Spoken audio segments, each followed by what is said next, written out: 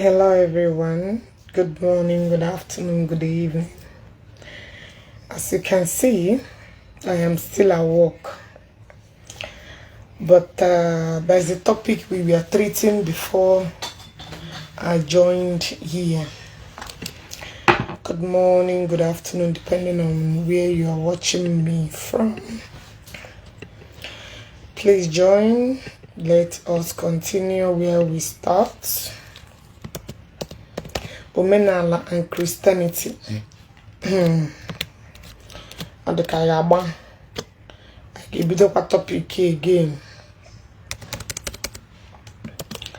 Omenala and Christianity.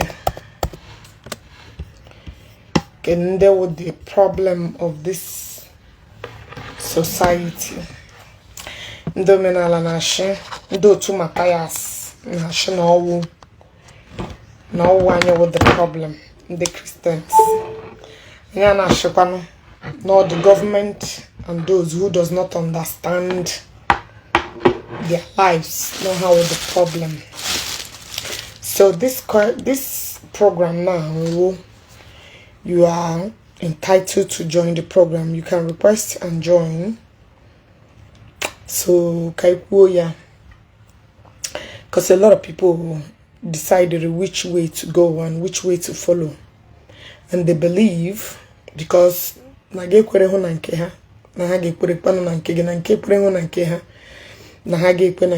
is okay. So as you know that I'm a die-hard Christian. Somebody gonna again. I used to be a Christian, and all of a sudden that I have changed my destiny. I wasn't a Christian because I've seen a lot of people. They will start program. God is the only way. I've seen a lot of people. They will start their lives by being a Christian. All of a sudden, na how was it Christian? Na how was it another thing up together?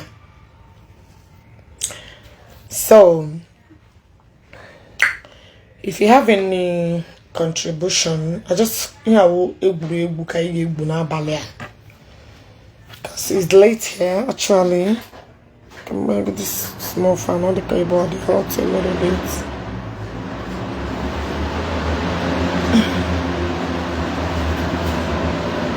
So some people got gonna wagon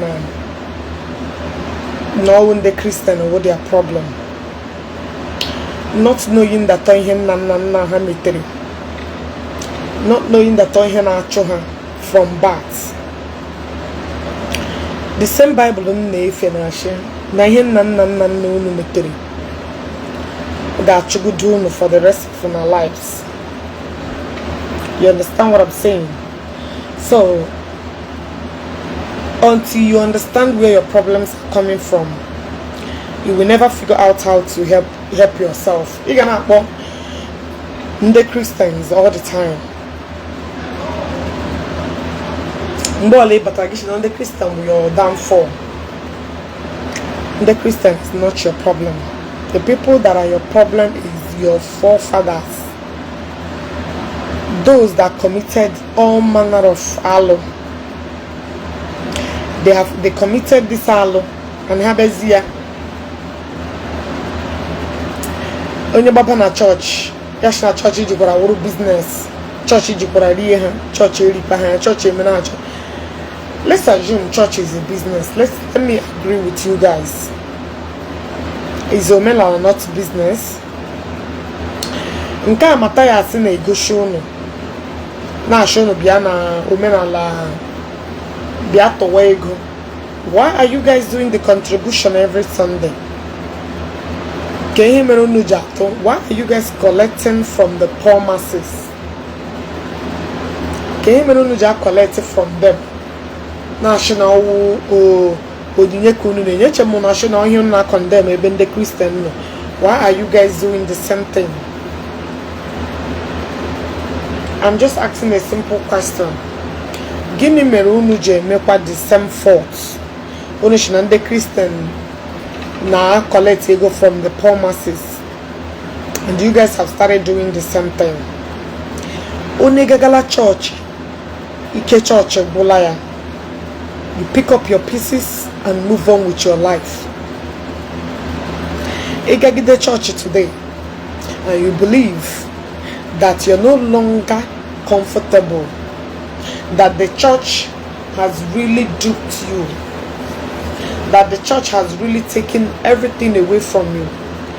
My brother, my sister, there is no need, there is no cause for alarm. You pick up your pieces and move on to Omenala. Gamepe Dibia. Because I know that Dibia is the common business in anywhere.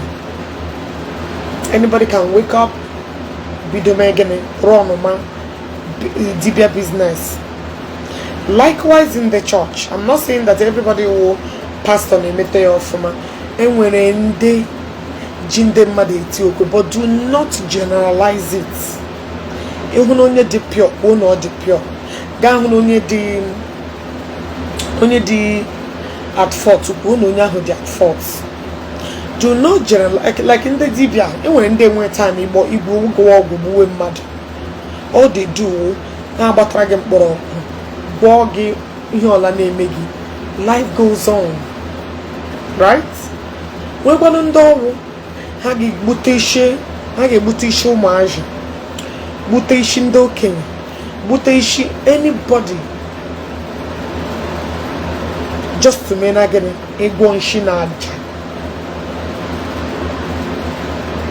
just to make an Egwonshi naja, and it can have our people will just come to social media and be denying that Hamazin and the Dibian Eji, Okitana, and a Jim Mother boy. And a Jew Maja boy, and a young people are body up, and some people will look you straight up and wash the way you do town name exists, and many people will believe it. Many people will believe it. This has been happening since you and I were born in that country called Nigeria. But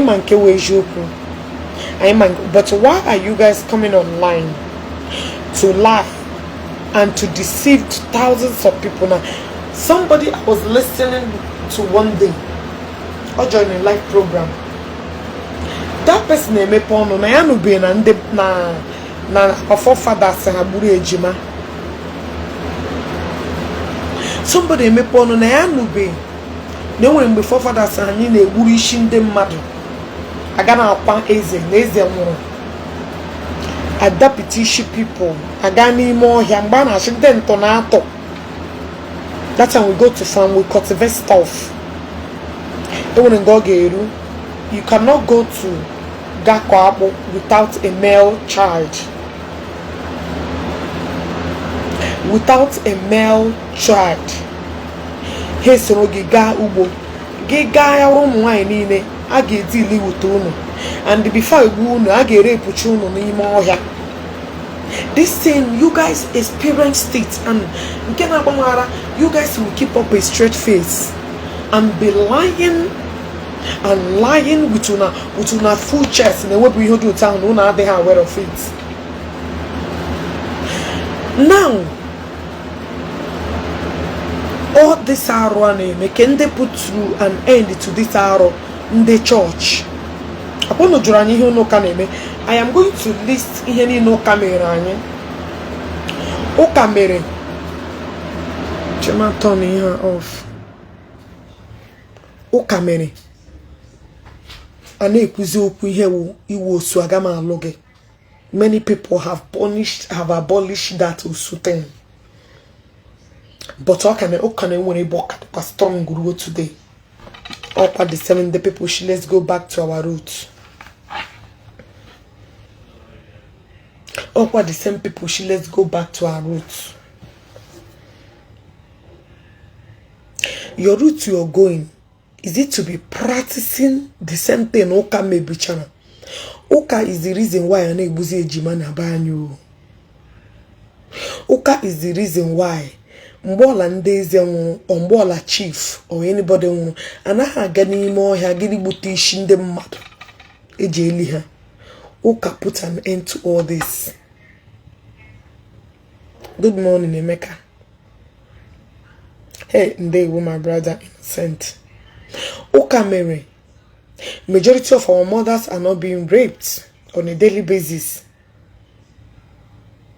Ụka mere anaghị elizi nwaanyị dị ime life and direct banyị.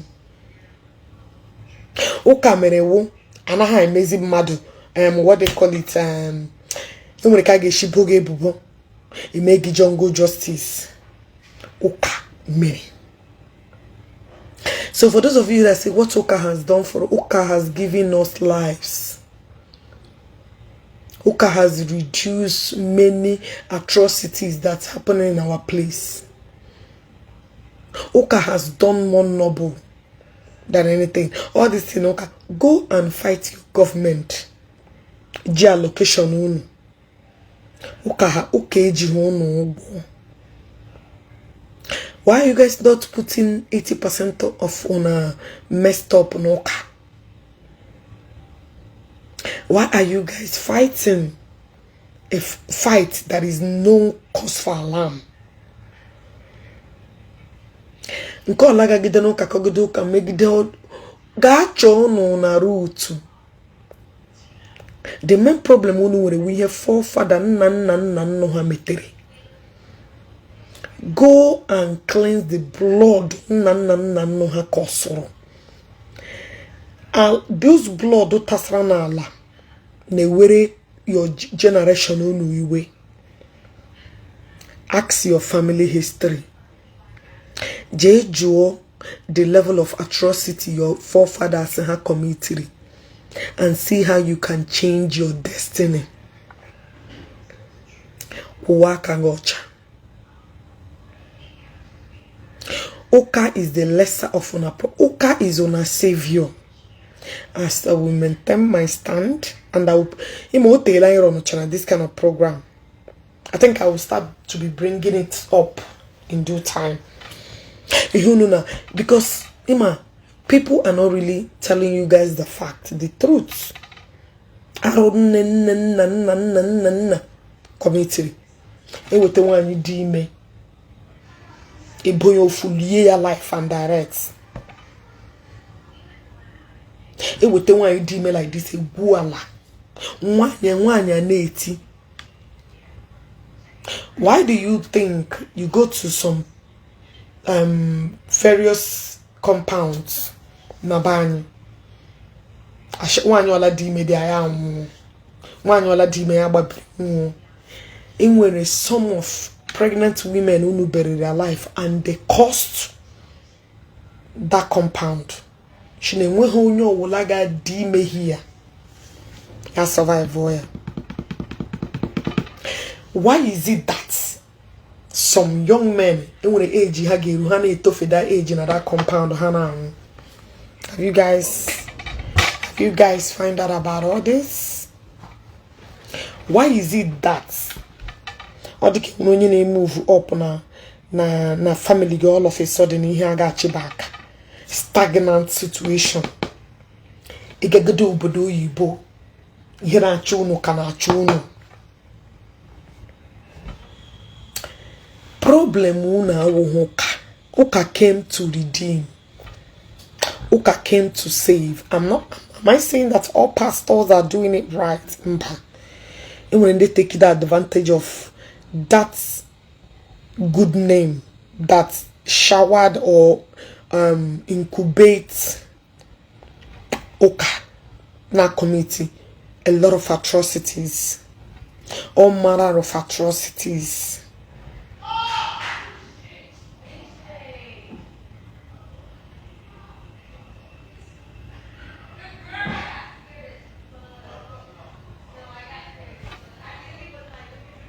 And when a lot of crime that our forefathers have committed, which we have to find a way to cleanse the land. And when Olom now watch one day, no nature, very fine 3-story building.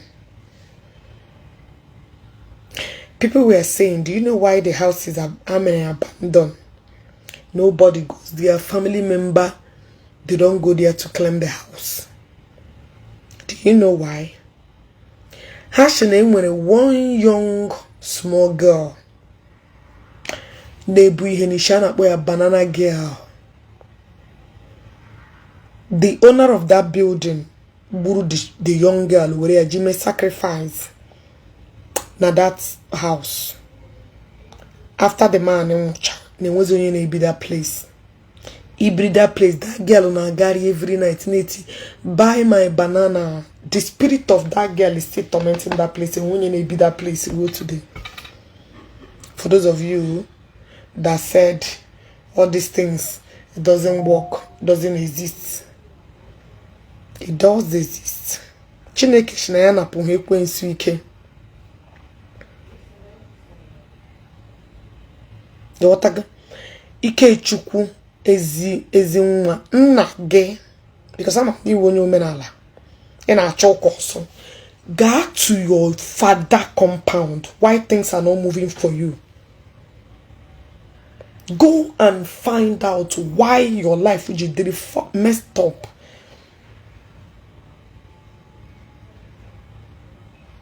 I know the house in order. Thank you.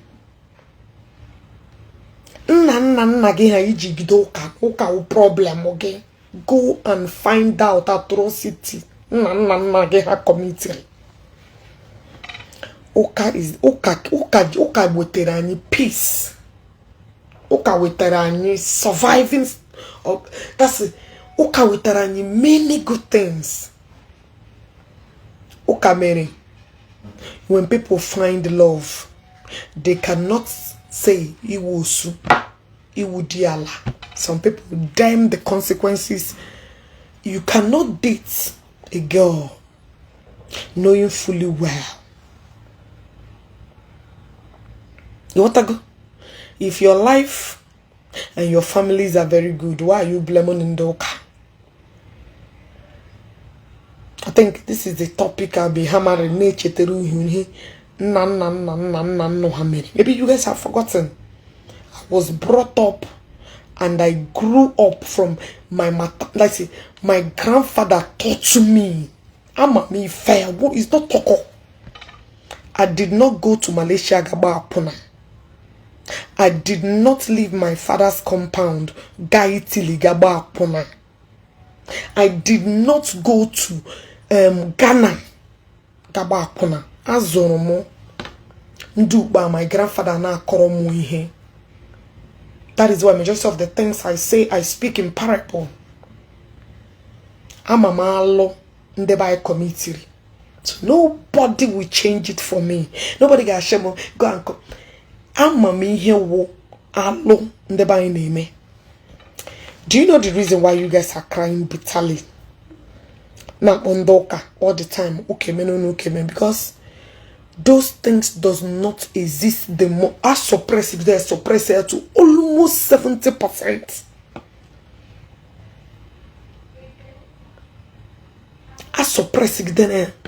Okay, my people, let's tell. For those of you that will tell yourself the truth, listening to me. Throughout this week, throughout this week, onye ole ejekwara ama waya ga banko le kwashe eze ndị ebe anwụrụ ashina na adabi Ishi. Raise your hand. You have not known this kind of a thing before na Laban. Uru onwe gị kewe eziokwu ka ndụ gị wee too ogologo. I'm just, can somebody attest to this? Enwe mgbe ọ ga-eru ashige una kenaga kwa kenaga. Enwekwala any of you eje amawaya jichuo mmiri ashikwa ndị ntụrụ mmadụ adabiga ihe Ishi dia. Enwe mgbe ga-ashike gị gaa n'ubi anyị, enwere nwaanyị akọtụrụ Ishi gị gaa, enwere mgbe unu ga-aga ibu akpụ unu ahụcha ndị akọtụrụ Ishi a na-eti na-agba. Swear with your God. ka ihe mere anyị jiri nọ ya dizie ka ozugbo anyị echefuola ihe niile mere enyi ka ihe ụzọ na pretend is like enwezi ihe when I mazidi hu anything that has ever happened can they stop those things ndoka mere na you can be at peace mage laruo no. They said that Christianity is their problem, means why they have been. That is the thing. Because, Ima, ane kwi here, uno ne mechi ono. Ima, ane all these things, ane mechi ono, they ko honweji opu. I think I will have to come and revive that topic again. Because it seems like they are trying to shut us all down, like we don't know, we did not grow up back home. Like I said, a so munde ha prolong na ha at the age of 16, at the age of 15, gabo apuna na Malay, from Malay to Malaysia, from Malay to Canada, from Canada to Germany. No. Enwehu Omenala Igbo. If you say there is nothing like that in your community, you might hold your left and right. Go and ask your fathers. Omenala Igbo committee haro. That means you're lying to yourself. Until you start telling yourself the truth, that is why. Because because a lot of men are fake. A lot of men like you are fake. So if you say it didn't happen, I don't blame you, because you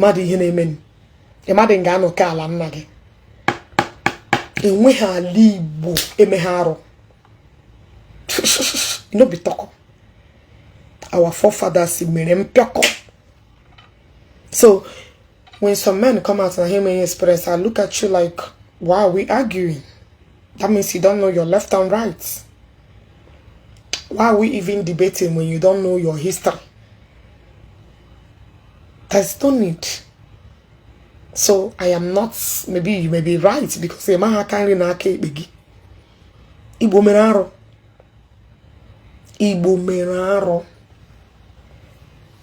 We lost a lot of lives because of nde jiru munne ha bu Igbo ogwu ego. I should try to sleep. Listen, here na akwe about 10 p.m. I live in Chicago. Here no here now.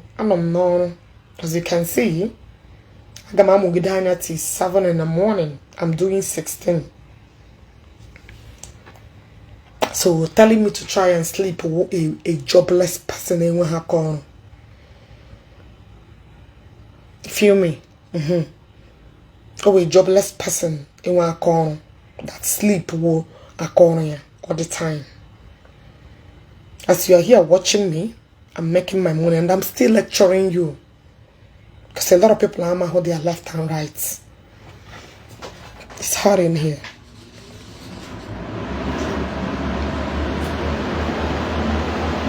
You understand what I'm saying? So,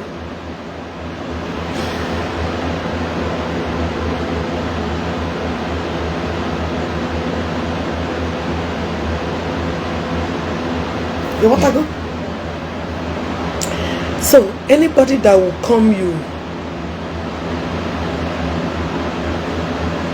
want to go? So, anybody that will open mouth, shana ihe emero, ebele monge, because or you did not pay attention to know what is happening around your environment, or you don't want to learn, or you will fake it. So it's okay. Or the kagebe get shower na shower bawagi he Omenala Igbo ko Ishi kwadwe.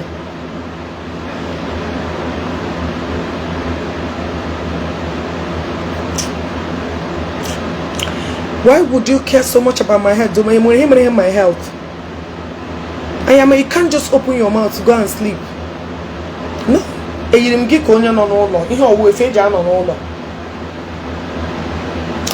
Does this environment look like a home?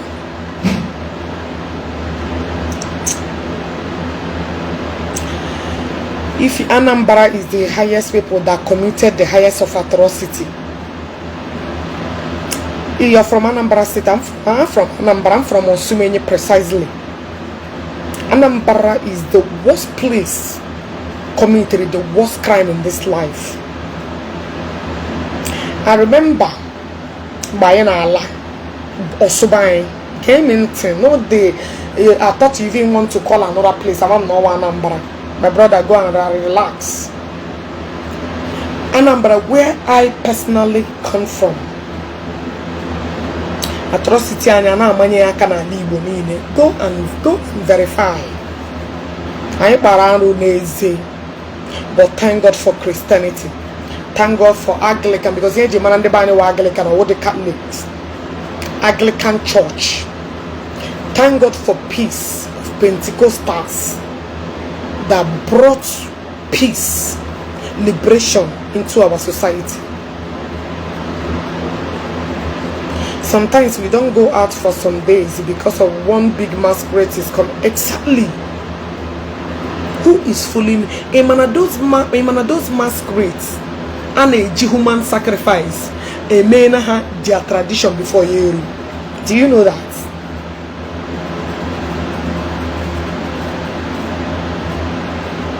I'm from Anambra. My father is Anambra.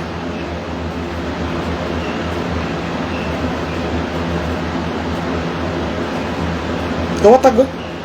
I release any now. If they release him, he come out here. Should all of our court here.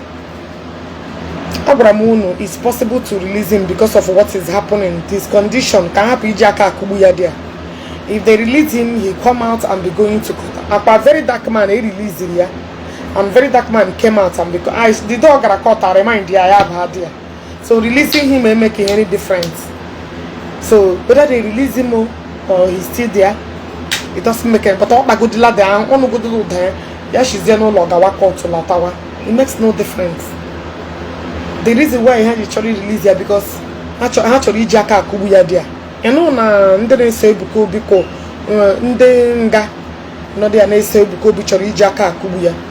Say release here, let him come out and she no longer what they call happen na jail. Show the sentence be why you detain here. You want to go? Chema. So anybody that will come out Biagbagi that Anambra Anambra over how wafo. Then one day I made a video. A friend of mine called me when I'm then I'm up onye ozoboro. Yashi no gay. Then one big onye Anambra na Juma onye Anambra. Why would I talk about Anambra person? No, a big man, a ka it's okay now. Tell me the name of the family that did the bad thing. Go and ask your grandfathers, or go and ask Omenala that did the atrocities. Omenala Igbo. Omenala God Empire. With a video, go to elderly houses. I will send you the errand.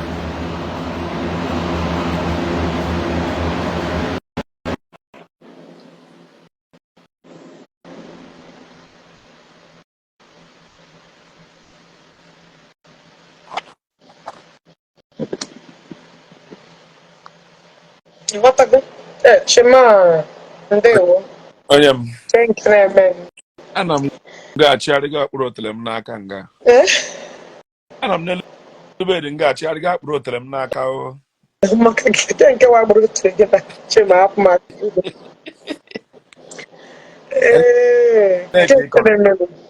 No, I mean, the kind of atrocity Nani had committed back in the days. No, who church with their problem. They should stop fighting church. What that's it. Only an Abamna, when Anambra, and when you do time and share washing, hold it there. That's Anambra where I came from. That Anambra is the highest place I commit. You want to go?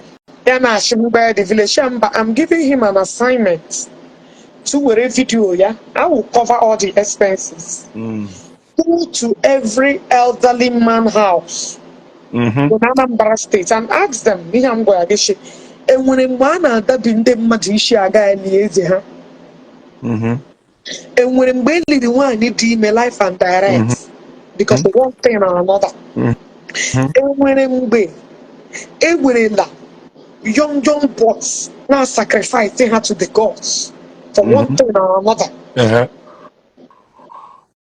You want to go to your village, go and verify. By then, you may chat and you because it will hide the match okay. That means he will fake it. Because if you can't make I'm okay, okay. You never understand. You want to go? Whoever that want to make a contribution, you can also request to. You will go to your Omenala. Get back to lawyer. It doesn't matter. Okay, now, ụmụnne m ịma na ndị Igbo tụrụ ilu so kwa mba na-asụ n'olu n'olu maka otu m nọghị ahụ m ezigbote ọkpọ nwa dị ala nna m dị ndụ enwere ndị wa ọgbọ m nna ha dị ndụ nna ha nwụrụ anwụ their father amaghị history their father amaghị anything about you can request to join. You can request to join. Yeah. Their father amaghị Omenala. So enweghị onye gwara ha. I myself personally ihe nna m kọrọla m ndị nna mere ọ dị too much. Enwere akụkọ m ga-akọ here. Go ahead. Enwere onye ịma ihe a na-eme ịlụ ụwa ịghọtala. My father sị na ndị nna ya na enwere onye ya lọrọ nwa onye mụrụ nna ya ihe a na-akpọ onye ahụ ọzọka ahụ ka m mechara wụrụ ya nwa wụrụ osu ọha. O wee sị na ọzọka ahụ gbara dimkpa nwoke topu ogologo na enwere weelụ nọ n'obodo anyị a na-akpọ ebe ahụ ịkpa weelụ ahụ dimkpa atere n'ime weelụ ahụ a na-ebute so o wee na-akọwa na osu ọha gbara dimkpa nwoke na o werele dimkpa asaa kee ha n'ukwu ube were eriri kee ha were akpa ide onye ma ihe nwa afọ ga-ama ihe akpa ide na-adị n'ube akpa ide ahụ na-ata ha ma na-amụ ata ha ịghọtala. So my father enwere apa ihe mere ya n'ụkwụ ihe ahụ mere ya n'ụkwụ ọ sị na akpọghị ya ga ụlọ ọgwụ ga tritie ya na ihe ragide atụ mba ahụ n'ụkwụ ya raa ya ata awụ edi abalị my father alọtakwa ụwa amụkwa ya again data apadi ya n'ahụ till today onye na-ama history ya na-akọ ịghọtala. So enwere ube nọ na village m nọ na be anyị ihe a na-akpọ ube wopo ube ahụ bịa nwee ihe dịka ite na mmiri na-adị n'ite ahụ ihe mee gị agamanya aka na mmiri ahụ kuru ya wee tesa gị ihe ahụ ala ihe niile na-awụ ihe dị nụ ịghọtara ihe na-agwa gị ihe dị nụ then enwere ụkọ ọkụ ịmụ ekpiri enwe ya na-akpọ ekpiri ihe na-amị ekpiri mmanwụ na-ayi n'ụkwụ ihe a na-akpọ ya wụ ụkọ ekpiri ahụ dị na be anyị so a na-akụwa na ekpiri ahụ wụ agbara enwere nwoke nọ na vileji anyị nwoke a nwụrụ wee na-egbu ndị mmadụ na-apa ndị mmadụ onye enweghị dibịa gara bụọ nwoke a. My father kọrọla m n'ọya nwa onye ya nwa na onwe ya wụ onye dibịa bịa sị n'ọya nwa wụ onye kara aka ga-aga ije a bụ my father na-aga ije a eruo n'ukwu ụkọ ahụ ndị nna sị ya taa na ya bụ ikpere n'ala kelee ụkọ ahụ awụrụ gịnị agbara ya egbu ikpere n'ala kelee ụkọ ahụ were move Johnny wee bazie na the compound the man oge a sị na egwuru ala ka abụọ this man shoe ejirili nwoke a ka dị fresh n'ime ala shoe akwa ejiri lie nwoke aka dị fresh wee bụọ ya wee chere shoe ya wee bịa na my compound bịa lie dị gịnị shoe ahụ wee rụọrọ ya ihe dịka mkpuke a small something ịbata na my compound gị hụ that thing. From that day emechara ya ahụ mmadụ anwụdebe onwezi onye na-anwụ na family ya. Ọ lụrụ ọtụtụ nwaanyị ọ kpara ike ya nwụọ wee na-apịgbuchi ụmụ ya. So ndị nna nna anyị mere ihe dị egwu, onye na-asị na ha emeghị ihe. And e nwere ọfọ abịara akụọ na my compound na nwa ọbụla pụtara na this family zuo oshi na ọ ga-anwụ n'ụzọ. Enwe di a mụrụ a na-akpọ Sọnde aga iche nche n'ụlọ ọgwụ, garuo iche nche n'ụlọ ọgwụ ahụ ga izu ọ na-eche nche ka zuo oshi agbagbuo ya ya nwụọ, ebulataghị ya elie ya, o toro ogologo mkpa. In our stories, you understand me? My father na akọrọ m, but then when my cousins now ama ha about this thing. My cousins now ama ha about this thing. Ima na-ekwu ụka na-ekwu nke a na-ekwu nke a. Ụta nna m nọ na nna m a na-enye ya ọjị tiri n'ishi. Nna m a na-aga n'ụlọ mmadụ rie nri. Nna m a na-edina nwunye mmadụ. Ọ naghị akpata ọfọ nna ya aka. Ọ naghị eji mma gbuo ọkụkọ. Ihe ọbụla wụ ọbara. Mpa m agaghị eji mma. Mpa m anaghị na ebe a na-abụ anụ. Etu unu bụ anụ shie nri ya erie. Because ọ chọghị ịhụ ya. Yes. Yọtara. Ọ naghị akpata ya aka. So ụmụ ihe niile a enwere a lot of things merenụ. Enwere a lot of things na-eme. Ifunu bịakwara nụ bịa wee bịa na the generation. Ewere ekpere. We could not continue on that process of ebe ahụ na-aga m na m continue. Anyị ewere ekpere wee mee gịnị wee na-eso ya. Nwezie nke mgbe anyị tokwere my grandmother mụtara nna m wee kọrọ anyị the story. So enwere a lot of things my father kọrọ m nna ịma na enwere ụmụnne anyị gara di ewe na-emegbu ha na mba ha agwa ụmụnne ha na eshi ọbụla ha nwụrụ na selikwula ha na ndị di ha eruo. You understand? I said my father. I did not say your own father. Okay? Maka ịnọrọ ebe a na-agbaghachi. Unu niile nọcha na-ekwu okwu a na-agbagha amụrụ unu na Lagos. Mụ unu n'ụzọ ije. Enweghị nke laruru ụlọ. Enwe ihe a na-akpọ alụrụ. Onye ọbụla amụrụ ewere alụrụ ya gaa na village ya gaa lie ya. Kpatara nụ na dimkpa gaa ije nọfee n'ụzọ ije. Ihe emewe ka onye ara. Ihe na-akọntrolu gị ihe ahụ wụgịnị agbara. Ebe ahụ ishirila ụwa. Ebe ahụ iwere alụlụ ahụ bie the land needre ka ị na-alụrụ ị naghị alara ụlọ. Unu niile amaghị omenala. Ihe m na-ekwu nke nna m anaghị m ekwu nna gị ama m ihe nna gị metere. Ịghọtala ama m ihe nna gị metere. Nna gị nwere ike ọ ga-agwa gị. Enwere so many people nna ha agaghị agwa ha ihe mere n'obodo maka gịnị achọghị ịkọnye ha ụjọ. Ụfọdụ n'ime ha na-ekwu na ihe dị otu a dị ihe dị otu a dị. Nna gị ọma na omenala, nna gị ọ na-alara ụlọ. Onye nna ya tụrụ na Lagos na-anaghị alara ụlọ. Ele otu o si ama omenala. Akwa nna ya kọrọ ya ya wee kọrọ ya.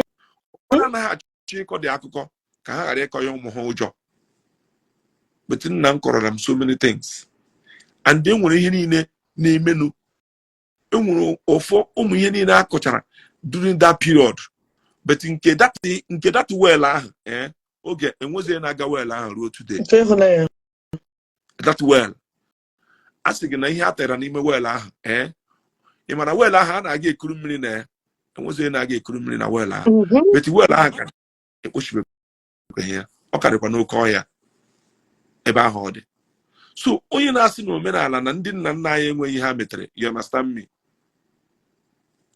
Onye si na omenala adịghị ọ kwado na ihe ndị ahụ na-enwe ihe ndị nna nna anyị metere onye a na-atụ achị because this new generation efolo ya ịma abịa na-ekwu ihe a na-ekwu a na-ekwu ihe osu na ndị otu ya ma ume ịghọtara a na-ekwu na ihe ndị agha dịcha ndị ahụ wụ ndị ejiri gaa n'ihu agbara wee gara nye agbara nri ewere ha mechaa sacrifice ga arụpụrụ ha ụlọ enye ha ala ha arụpụ ụlọ ha enweghị ha na-emekọ with ndị obodo. But guess what? ndị ahụ na-akpata ego ọha na-awụ the millionaires enwere n'ala Igbo ndị ahụ na-akpata ego well but emekwa elu m ala oruo na ihe a ga-eme n'obodo wu ihe tradition inye eze ma ọ gịnị ọ na-eru ha aka ọ na-eru ha aka enwere ndị a na-akpọ arọwu ndị bịara abịa ndị arụ a na-agwa gị ihe amaghị ihe wa arụ ọ ndị arọ na-akpọrọ nwanne ha doruo kpọrọ cousin lakpuru ebe ahụ nke enwere increase of ihe a na-akpọ incense. Thank you. Yatara enwere family nọ my town kịta nna ha bịara abịa nna ha lụọ nwaanyị nwa nwanne ya nwoke edina second wife nna ha mụtakwa nwa na the family ọwa arụ second son in that family diọkpara ya edina nwunye that second wife the man ụmụnne onye nke nọ na the next compound ga-aga holidays na ka a gaa na nke cousin anyị oruo na nke cousin ya kpọrọ ya lakpuru but today family ahụ close well down ụfọdụ amakpuozie Chineke that's agụgodi dimkpa goro na ezinụlọ ahụ ruo na 8 agụzi ụmụ nwaanyị gara aga dị ama na-eme gịnị ji nwaanyị na-eshi maka ịpụtakwu okwu ha na-agalite ha na-agwọlite 1 ha na-edina nwaanyị isi mkpe 2 ha na-edina nwaanyị nọ na di onweghị ọ na-awụrụ ha ihe ọjọọ ezinụlọ na-agwa gị kpatara ego ha ji ego but kịta today ama ishiwene gradually achọrọ m ịkpa aha because nwanne ha nwaanyị wee prominent person yọtala na gịnị na politics na Nigeria but nna agwa gị na dimkpa ma ndị dio ma ndị ụmụnne ihe wee wụrụ gịnị ịma na ndị a na-aga chọọchị ofu ụkwụ nọ ha n'ụlọ itiri ofu ụkwụ nọ ha n'ụlọ chọọchị ịbịa na Catholic chọọchị ha na-anọ n'isi oche ihe ọbụla a na-eme ha na-ebute ụzọ bet gịnị ọ nabikọ Chineke apịa ha ọtalị agba ahụ ejikọ nwaanyị wee na-eshi nwayọ ama ọbụla ị gara enwe ọnwụ ike na ama ahụ gaa jụọ ese ihe mere na ụnat na onye tụrụ ụkwụ baa na plen bata obodo oyibo obodo dịgoro notarize ịgaala mmiri gafee osimiri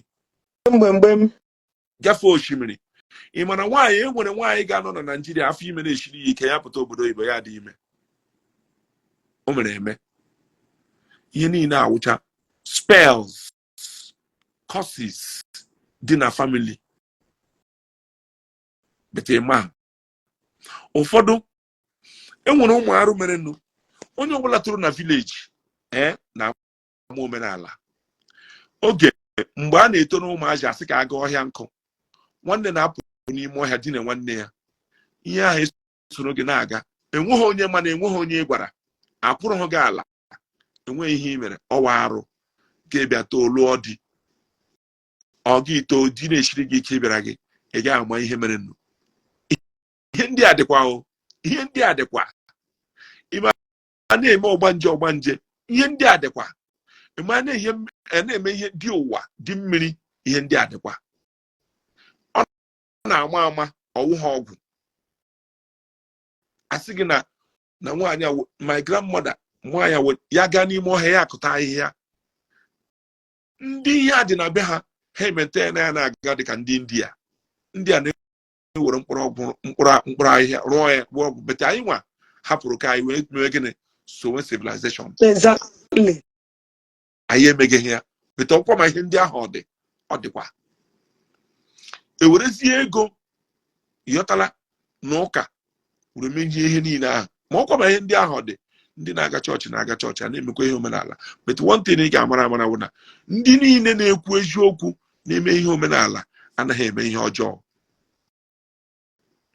ha na-edina nwunye mmadụ ha na-ezu oshi ha na-atụta ọkụkọ mmadụ ha na-ewere ego mmadụ ha na-edina nwaanyị isi mkpe ha na-ana nwaanyị isi mkpe ihe ya n'ike maka akwa nwaanyị isi mkpebere Chineke na-anụ akwa ya 24 hours. So onye na-abịa asị m na ihe dị otu ahụ adịghị ịghọtala ọ dị onye ọbụla bara nwaanyị isi mkpe ihe ya n'ike nara ya n'obodo ma onwe nne m enwe nna generation ya na-atagide ahụhụ jụwazi esi biko leshi ahụhụ a ga-ebe ọ bụrụ na ị ga-aga jụọ esi mere I will tell you categorically that my family today enwere m cousins nwe uncles the next thing ha na-ajụzi kedu ihe mere ụmụnne m nna m ụmụ ya ji eme ọfụma ụmụ nke ya anaghị eme ọfụma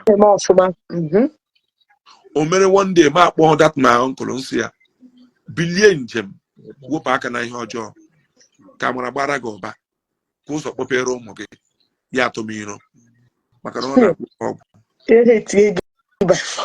yes then ya achụwazie m mgbe ọbụla ndị ụka bịara ma ndị ekpere bịara mee ekpere ya sị m na ya makwa ndị m kpọtara hia ahụ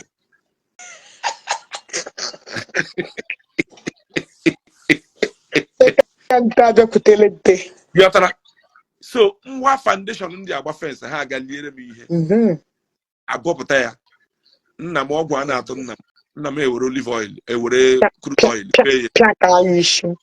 ha tụọ nne m acha ere nna m ewere ihe a na crude oil wụọ ha tụọ mpa m acha ere mpa m ewere crude oil wụọ ya kwupụ okwu ịghọtara shapụrụ nna ya nne ihe hụrụ a na-ekwu ndị a na-ekwu ihe a nna m na-anọdụ nne ya ebilie bịakwute ihe na ya akpa nkata nne ya nwụrụ ya ejie ya oji ya sị ya nna m jishi ike nna m na-anọrọ agbọghọbịa bata na compound bata na obi ya were 2000 naira nye si ya were zụrụ bread were ṅụọ tii ya pụtarị anya ọhụzi ndị ahụ disapia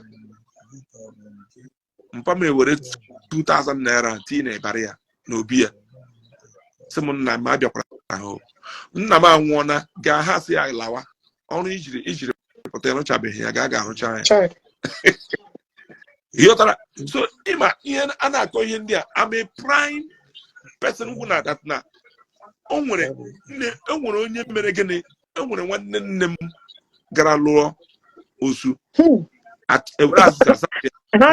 ga-anabata ya ndị ọjọọ ewere asịsa asapụga ya ala eshobere ịhụ mma m ọ nọ 2 mile after years ọ na-atakwa ahụhụ ya ruo today ihe o mere n'ije ọ gara na-eme ụmụ ya affect gwara m Ogechi ndị Ishi let's go back to our roots ana m ajụ ndị osu ndị anyị mere osu Ishi ọ dịkwa unu mma is it not the same root ka ejiri tag unu osu all the same root ahụ na all the same root ahụ ka m na-achọ ha that's it.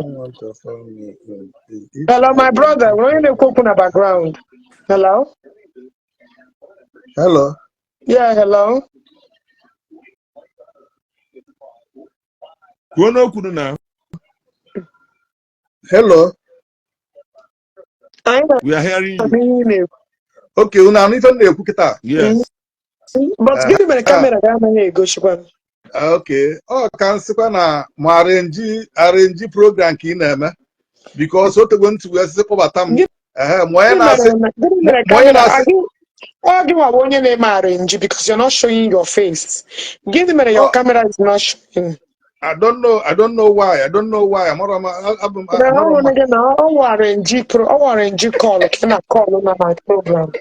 Okay, onwere ife ejikwa iru m eme na ya ka abịa ka m gwa gị abụ m onye ide mmiri abụ m onye Dumuka Ọpịa local gọọmenti amaala m nna m like akpọọlụ gị ịghọtago akpọọlụ gị forefathers m wee rute n'ebe nna m mụrụ m kpọọlụ ya afa nne m ebe esi wee nụta nne m ebe esi wee nụta nne m okay togo ana m eje ebe ahụ steady nke a nne jide ya iche so onye na-asị like in be anyị ife ndị against bụ isi our forefathers like be anyị o nwere one family I don't want to mention name I'm not sure kwuo name o nwere ekele atụ egwu ọ bụrụ na onye nwa ajụ nyabia ka bunye yi ka nwa mbukọ na ọdụrụ ntụ na their family. So kedu na ebe no? O nwere mmụọ chief warrant, chief ka ọ bụ mgbe na-enwe warrant chief. Mmụọ wee gbalide wee gba aga bepa afọzi mmụọ anya wee ruo taa. Be chief a. Mmụọ wee mee gịnị? Mmụọ mere gịnị? Mmụọ a na-eti gbaga na the family, gbaga na ebe ahụ. Afọzi mmụọ a gay. Nwaanyị na-ebe akwa onye akpọ nwaanyị maka na nwaanyị kwue n'ọnwụ ya ịma na ọtagbo mmụọ wee na-asị ya ọnwụnwa ga-abụ mmụọ ọ sị na ọnwụ ya abụrụ mmụọ kele nwa gị okwu afa nwa ya ọ sị onigwe na ọ bụrụ na ife gbabata ebe ahụ mmụọ. What am I trying to do? Chief a committee problem, committee atrocity, committee any thing ekwesịghị commit. Ọ bụrụ nna m dị innocent. Ọ ikele isi na ngwurube chief bụ ife anụnwa. So even the against is in our forefathers. No, my father abụrụ ya. Okay, tego. Ajụ my son na m ọfụma. I'm going to 70 years. I'm going to 70 years. I was born and brought up in a village. Okay, cool down when you're saying something. Oh, if that man who could never me, actually clear that if that man is on the Lagos. Come get a man, I'm up than Lagos. I was born and brought up in the like I'm village. Boy, our forefathers, boy, 4. Ogachere, Israel I got 70 years. Nanya, yes. Na public space ebe a na-eme program. Ọ ebe a na-amụta ihe. And ọ bụrụ sọ ngụnwa onye na-eme comment. Onye ọbụla nwere general comment nke oge ihe contribution ya, right? Now, ana m akọ akụkọ nke m. Ngụnwa isi no you are na forefather and the oge kwupụrụ ya na our forefathers mere alụ. Mụọ bụ ike chukwu eze nwa na Orioba. Mụọ bụ ike chukwu eze nwa na Orioba Mubioka. Ekwe onwere mgbe nna m ji wee ma alụ. Amaala m our forefathers. Amaala m forefathers. My brother, chere nunu n'ipụkwanụ ikwuola. Ikwu is going to reply you. Ọwụ ihe a na-abara mba. In my comment is more than 20 about. So if you want to drama, oh yes, my father is now. You keep talking and you don't want us to ask you questions. Okay. Oh, Onyeke juru about your forefathers. Thank you. Ajuomundi Obuya. Ajuomundi Obuya. Ndi Obuya. And we have been forefathers get in Dona. Or draws them, but I do time nam. I do. Oh, you can and we have both your forefathers and I got into as it is. I don't know, even Namadu wasn't do. But I do time. And we had yes, and we had the your forefather, German, my brother, and we had the car. Or your forefathers in the existing now. So I come now. So you're not sure who are the Ndo boy? Thank you. Onyamalon Yafa Malon do aware. Ajuomun nam, Epudomun nam, Onyamuta my father. Ajulum nam, call him history about it. I just couldn't call him everything. Basalo, case you anything. Okwelu ma afa ndị mere ife a like kịta nke menụ nnafa agwa gị nke nwa a dị be chief a dị onwero nwa niile diokpala niile dị ebe afọ na apụgbadala ọ bụrụ nna m listen ndị ọgbọ anụrụ agha ebe a is a big family but diokpala ọbụla na-apụ ala de diokpala ọbụla na-apụ ala ọ bụrụ your father nọ na ihe anyị na-ekwu generally that na ihe dị otu ahụ my brother, listen. Let me repeat. We cannot make way. We cannot make any headway if we cannot allow others to discuss about this. You say something and I will reply. Chima will also reply. I'm listening. My brother, as far as Ala Igbo is concerned, from all of them committed one atrocity or another. Whether maybe they are here to stand and tell me that, including my own grandfathers, this, hold on, come add another person. Who is this? Oh, the same people, and I want Omenala Igbo, because all of them have to abide by the rules. Honey abide by the rules. Iwaji obodo ahụ enweghị onye na-enupụrụ ibe ya isi. Then back then ashịghị o na iwu a ka amara n'obodo onye ọla ga-esu aka maa dị iwu. Enweghị dịka argument back in days. So mgbe ahụ e nyere iwu na-egbu ejima, nna gị ha so commit that atrocity. Mgbe ahụ e nyere iwu shi na-egbu pregnant women nka. O nwere onye na-ekwu okwu background na ndịra na-ekwura ka ndị ife na-ekwu. N'ebe ọ naanị m na-ekwu okwu. Ọ naanị m na-ekwu okwu. Mebi oshi na nke gị enwe onye ọzọ na-ekwu okwu. Okwu gị na-agba ịbụ ikwụsị repeat onwe ya. Maybe ocean na phone or something is happening. Or something Maybe something will get on your phone. Okay, let me go and come. Let me go and come back. Yeah, poverty again. Yeah, poverty again. Yeah. Continue. So, like I was saying, yes.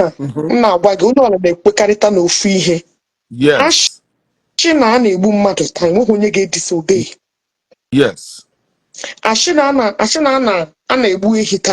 that would so no, so committee Aka so anybody that will come in my the perfect no is a lie. It's a lie. All we are looking for is solution. Oh, never be one age mate they don't live. And I'm doing our great grand or greats. Other possible. Onye ka nna m ji wee pụta so na ihe ọbụla bụ ihe ọbara ọ naghị akpasa ya aka. Mpam agaghị ichu ewi oge ahụ nwa afọ wụ na alaruo December. My father back in the days ebe 80s ndị ụmụ okorobịa ibe ya ma ndị ọtọrọ ma ndị tọrọ ya ha gawa ọnụ ewi ihe na-akpọ ya ka anyị gachụọ ọnụ ewi eruo okwu ewi eruo mgbe a ga-ama ya aka n'ọnụ. Mpam onye ga-ama ya aka n'ọnụ maka nna m shiri ike. Nna m always a covenant child. Yotala ya amanya aka n'ọnụ ya ewere aka chịpụta agwọ. Egbuche ewu niile aha bute ya ma grandmother aga n'ọba ji chịpụtara ha ji ha ewere shie ya n'ogbogbu ite shie ji mmiri ọkụ. Enwere ike gbuo ewu like 10 or 15 eshie ya onye ọbụla erie ya n'ofu ite mgbe ahụ enweghị ihe dịka nshi na aja eshie ya.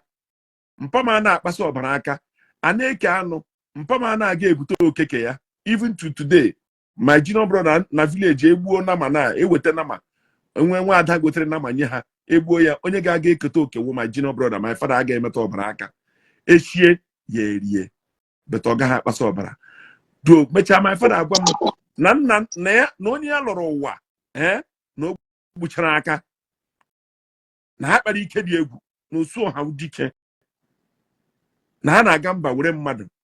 Ịma ihe a na-agwa gị na akụkọ na-akọ before na nwanne anyị nwaanyị lụrụ di si na ya nwụsị elikwele ya n'ebe a lụrụ ya ya eruo mgbe ọ nwụrụ.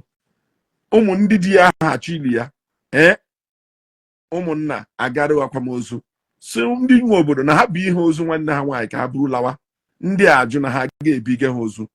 Oge ndị a na-agwa oke ọgwụ mgbe ahụ ofu dike nọ n'obodo abụọ otele ya otele ihe ọ bụrụ otele idi aṅụ na-arịchita na otele ya na-agba ndị obodo aṅụ aṅụ na-agba ha ebulari elu akị ebule anọ n'elu akị na-ada n'ala tim my father kọrọ ọwụ ndị kpatara na iwe ochi nne m nwe omume introduce ana m ekwu ya ịghọtara ana m ekwu ya so nwa nkwọ ọsọ ebere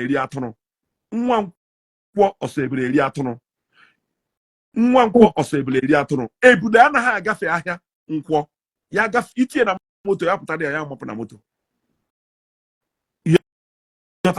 so ihe niile awụcha ihe dị enwere obodo a na-aga ekuru mmiri na nke ha sị na anyị agaghị abịa ekuru mmiri ndị ebe ka ya ewere ekete ga kuru mmiri mmiri ahụ ata mmiri ahụ ala n'obodo ihe awụ oke ọgwụ a na-agwa gị ihe a enwere egwu a na-akpọ anyị na-akpọ ekpukele mgbe ọbụla a ga-agba ekpukele ahụ nwaanyị ọbụla dị ime ga-amụ nwoke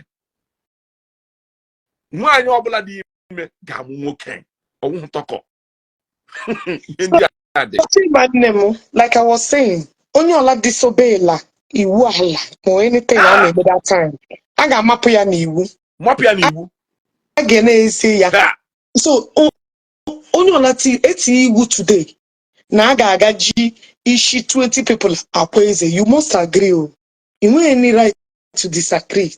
So my brother Batarane, I would like you to contribute. You are highly welcome. Anyana ha ni ihe na-ekwu.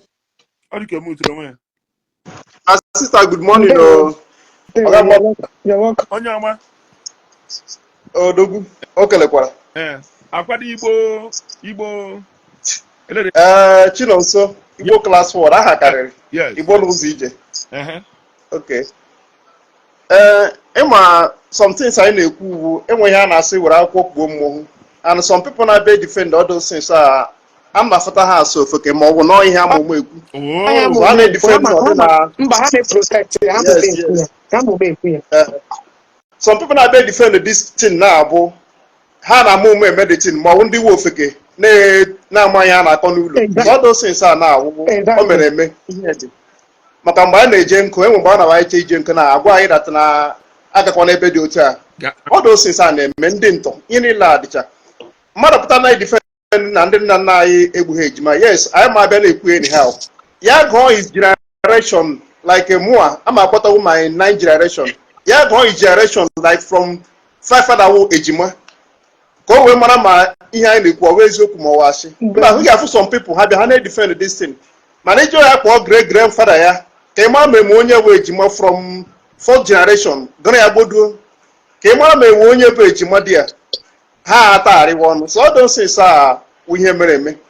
And ihe ọzọ na-arụta aka ịma enwere ịma a na-ekwu colonization enwere some people chịrị ndị Igbo and some things a na-eme ewu a na-afọsụ ha afọsụ. Enwe ndị a na-akpọ ndị odogwu and ndị ahụ ndị igwe agwa nka igwe achi wee bịa wụ ihe ahụ ndị wara anya n'oge ihe ahụ ndị wara anya n'oge and enwere some things a na-eme people intimidate and a na-force people mee some things a na-achọ ime because ha nwa ji ha ji mmụọ something like enwere some intimidation dị ma mgbe a na-eme tigbuo zọgbuo enwere ihe ọ ga-awa afọ gị na ya wụ na ịka ha aka ma ọwụwụ ịgbachi mgbọrọgwụ ike egbufuo onye a na-akọrọ ya ala ọdụ ose nso a dị ya wụ na nwata tụrụ n'ụlọ a ga na-akọcha ọdụ ose esiri. So o mere some of our people iwe mgbọrọgwụ gbachie mgbọrọgwụ ike because me blame ha much. Ya wụ na ama m ebe nshi ama onye eide atọ ntu eke ya wụ na ya gbachi nne na m na nna m agbachi mgbọrọgwụ ike ka aka nwanne ebe anyị bịa a ga-ekpochapụ anyị. So my villages tụrụ ndị mechiri ihe ike and I'm proud na ha siri oke atịkpa dishon ha dọtara ebe anyị bi because oge gboo a na-eme tigbo ụzọ ogbu ya wụ na eke aka na ekpopụ your generation. So all those things ahụ ihe a ga-abịa na-agbagha ya wụ na itoro na village akọrọ ga aka all those things dị ma nwata pụọ eze elu all those things ihe niile a mere eme a na-adị ma ipere eze elu ka ipere eze ala. So all those things a na-abịa agbagha. So ndị ọcha bịara na be anyị ịma some people na-eblame ndị ọcha ha ma na enwere some people ihe gbasara this slave a people emego slave tupu ndị ọcha abịa be anyị people emego mgboro ohu agbago mgboro ohu tupu ndị ọcha abịa be anyị mana abịa asị na ndị ọcha butere slave or something like anyị emego ya mebie ọsọmọfụ ndị a wa odogwu ndị a wara anya gwara ndị ọcha some things mụ jere ndị ọcha ihe a na-ama asef but a na-ebu ihe niile ebu ndị ọcha so many people some things people mere ịgwago eziokwu ọ dị too much ya wụ onye sịrata ndị ọcha hepụ anyị wuo ofeke na-ama anyị a na-akọ because a na-ige ya akụkọ nụrụ some ndị nna nna ga-agwa gị eziokwu ha gwa the kind of help gwa the kind of things people men and ihe ji like a na-ekwute all those things ahụ enwe ihe ọ ga-awe mee some people sa ha na-aga na tribe a alụ nwaanyị Again, as why? Because I corona some things are many. Because I like Ikuchi all those things Ikuchi. I be corona all those things are some type of maybe here. Man, then when you guys if you get a marry Connie. So all those things are we here man. I want you na boy. So I ain't go for now. They won't. Okay, my brother are joining and are back. Can you hear us very well now? Hello? My brother in any Hello? Okay, okay, now. Hello. Yeah. Okay, puwe. Ana m anụ ifu na-ekwu kele ma mmadụ pụtara na pikchọ ma apụtara. I'm not why. I don't know. Facebook is where better. So my brother, like I was saying, and I need him now. Hello? Network. The network and so but I would like him to job, but when he thinks him equal, like I said, Aru is affecting majority of us. Hey. Aru until we locate our problem. Oka is not our problem. I will keep saying it. Man, I brainwash many of us. It's not Oka with their problem. Aye. Oka can never be your problem. Oh, yeah. Your problem is your family history. Yes. Your lineage. Your lineage. What? Because when they keep that will follow your generation for the rest of your lives. Until you start digging like when MJ like and Dutcha. Mana ha ga-abịa chọwa dia ebe ha shiro ya ụwa oge ụfọdụ ga-ashiri. Do you know that I'm part of Nigeria? 40% of me in Nigeria. Do you know that 20% of me is South Africa? I'm going to my father place to find out. This is how people in Nigeria locate what their problems are. Like my co-worker a very fine woman gave me like this correct. Am I on a OG, do you know that I'm 50% Nigeria? And the is Igbo. Igbo. That is where I come from. My mother didn't tell me. I just found out last month. Yashi OG, I'm gonna go. Are you from Isha? Yes, I'm from Igbo. Yashi, do you know you're my sister? Do you know you're they want to we'll go back to your roots. Not actually go back to their roots. They need to start locating what their roots has done against them. How to start to they don't like to hear it.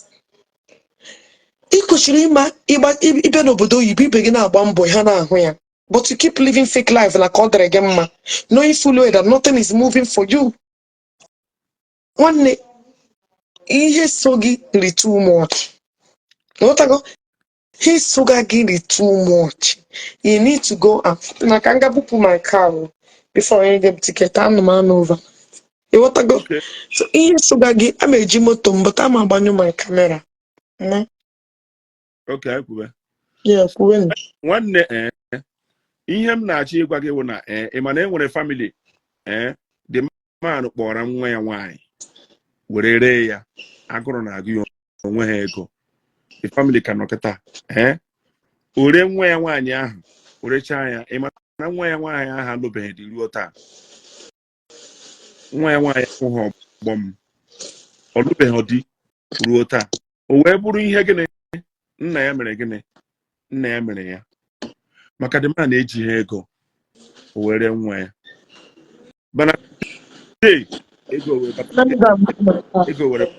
bata n'ụlọ ịmana ka anyị nọ emitigo m nwaanyị na-arụ n'ụlọ ebe ndị si na-adịghị mma ịmana most of the ndị ojii nọ n'obodo a Africa na America ịma ihe na-eme bụ ihe nna ha metere egbe nna ha gbara gbagbusia ndị mmadụ ewegharị ụmụ ha ịbịaruo oge ịhụ ha maka na obodo dị mma sistem na-arụ ọrụ sistem a na-arụ ọrụ yirizie ezigbo efe ndị niile ị hụrụ edemere as a special need na America ihe na-eme ha wu ihe emetere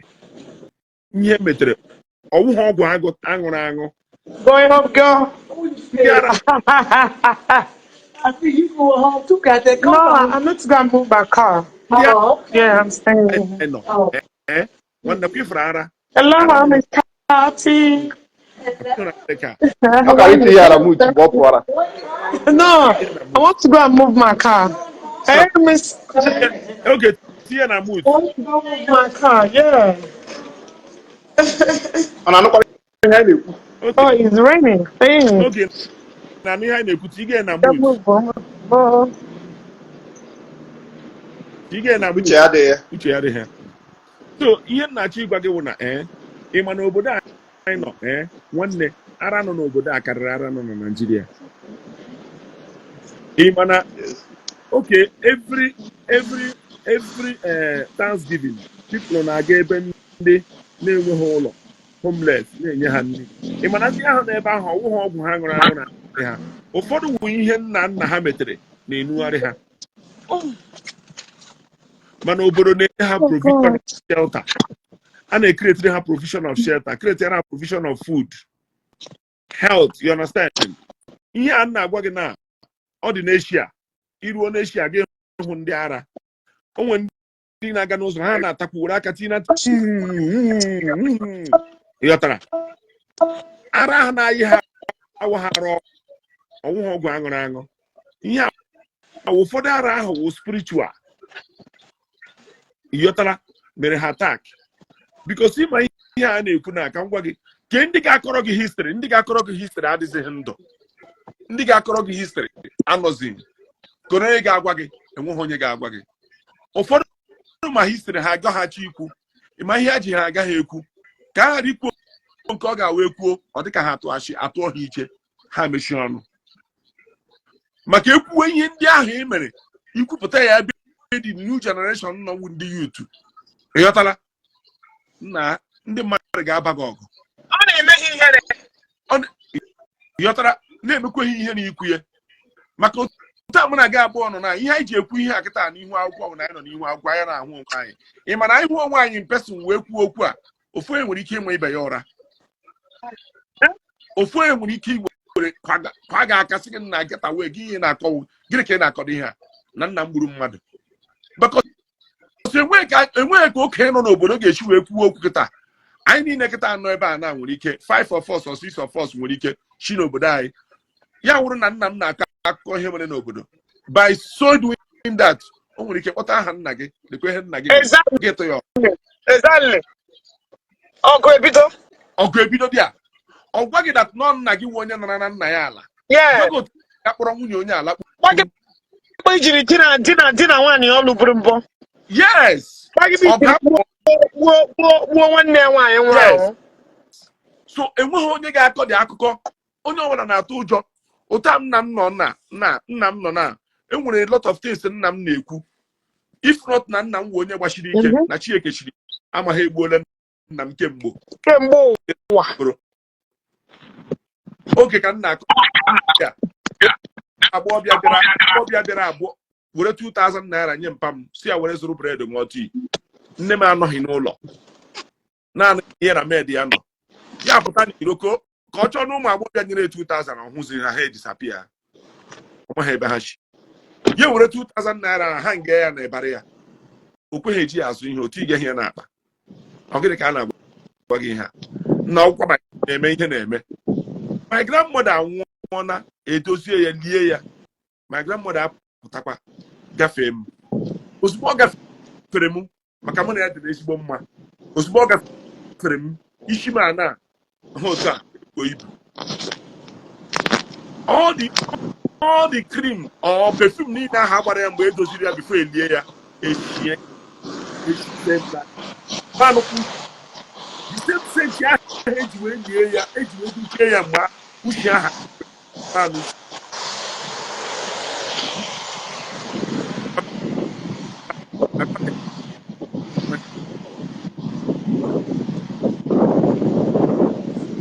ihe ọjọọ ọkwa ma ihe Amama etinye na mutu ogene. Your voice and have na. Okot. Voice think them now. Odigomma na. Odigomma. Angu amutro onwe gị na angu amutro onwe gị. Ọdịgo oke. All right. I'm a mutu ikwu. Ọdịgo oke na. Igwa gị wụ na ihe m gwara gị na-awụ dị ọka. Enweghị onye okenye nọ na be gị na nọ na be some people ma history ga-ekwu because okwuo ọ ma ihe nna ya mere okwuo ya atụọ ya iche okwupụta ihe nna ya mere atụọ ya iche so onye ọbụla na-atụ ụjọ onye ga-ekwu maka enwere ihe ọ ga-awụ ikwuo enwere ihe ọ ga-awụ ikwuo nwanne 24 hours ewere iche tụgbuo ogige nwụọ enweghị onye ga-ekwu ya enweghị onye ụjọ ga-ekwu wee kwuo enweghị onye ụjọ ga-ekwu oke ndị niile na-ekwu aha kịta nna m pụta na akịta wee kpọwa wee kwuo okwu na wee tụọ famili aha aka kọrọ nwa ya nwoke otu m na ya chiwere nwa ya nwaanyị the boy agaghị like mpam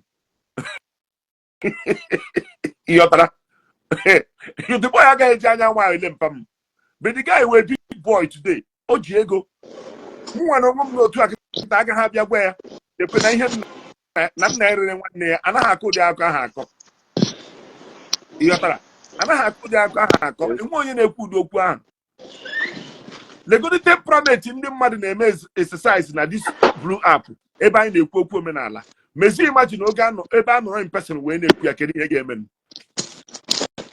ga-emenụ yes because ị gafeteziri obodo oyibo ịgafeela osimiri gafee osimiri ebe sistem na-arụ ọrụ sistem ahụ na-arụ ọrụ betuju ọnụ nwe gị ajụjụ enwere onye na-eri $5,000 ugbu a na-eri $10,000 bete iji 10,000 bụ uru bete onye ji 5,000 bara uru ejiri onwe gị ajụjụ gịnị na-eme kedu ihe bụ na ọ bata gị n'aka ya agbala aha gị ejiri onwe gị ajụjụ so enwere a lot of people bịara obodo oyibo na 30 years enweghị ya pasịrị somebody abịa 5 years ya pasịrị ị na-achịkwa onwe gị ajụjụ kedu ihe na-emenụ esi m na Chineke anụghị esi m na enweghị ihe nna gị metere ihe metere sometimes ọ bụcha gọọmenti sometimes ọnwụ chọọchị problem dị na be anyị ka m gwa gị eziokwu enwere ndị nwụ na ihe nna ha metere ka nọ ọ na-eso ha adọbibeghị eriri ahụ ị hụrụ eriri ahụ connectere ha with that village connectere ha with those grandparents ahụ adọbibeghị ya ha nidiri ịga dobie ya n'ime mmụọ ịdọbie ya iwe mara ihe ị na-eme maka na ị n'obodo oyibo ị na-enweta ọrụ na-arụ ọrụ ị naghị achọ onwe gị enwere ndị nwụ na ihe emetere abago ha n'isi ha na-akụghịrị na-agaghị eribete ha maya they don't know where to start ịmụkasịrị enwere ụmụ nwaanyị lụrụ di ha amụghị nwa ejikwara ese jikwara n'ise na enwere ụmụ nwaanyị gara nụ na ha na-alụ di enwere famili aka erere kọsụ na enweghị nwaanyị pụtara na eji aga alụ di akịrị ya betike ihe ji ekinye ya o nwere parents o nwere ihe nna gị mere ndị mmadụ ndị agha ha megidere ewee bụọ ha ọnụ ya wee na-aga beti ndị mmadụ anaghị ajụ ese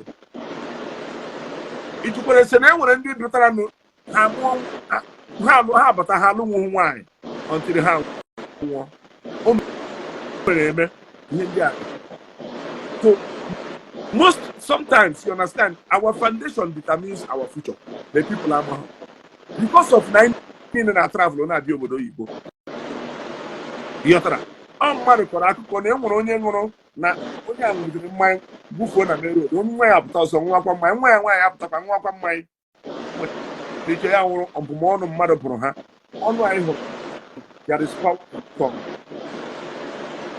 bete ndị mmadụ anaghị ekwete nwanne ọnwụ na-akọrọ ha gị story ihe eji akọrọ ha gị story because of your reaction ọnwụ na-akọchara gị ya gịnị ga-eme ọ ihe mere ị gaghị anụ akụkọ nna gị agaghị akọrọ gị maka nna gị nwere ike kọrọ gị gị were iwe gaa manye onye ahụ ọgụ sị oke your grandfather wụ onye gburu my grandfather oh your father atụrụ m aka yes ndị nna nna anyị na-eti ihe ha tiri ụfọdụ anyị na-agaghị etinwu ya enwere ndị dinere nwunye ha agaghị akọrọ nwa ha na enwere nwanne ha dinere nwunye ha maka akọrọ gị na enwere onye kpara nne gị aka ị nwere ike gata onye ahụ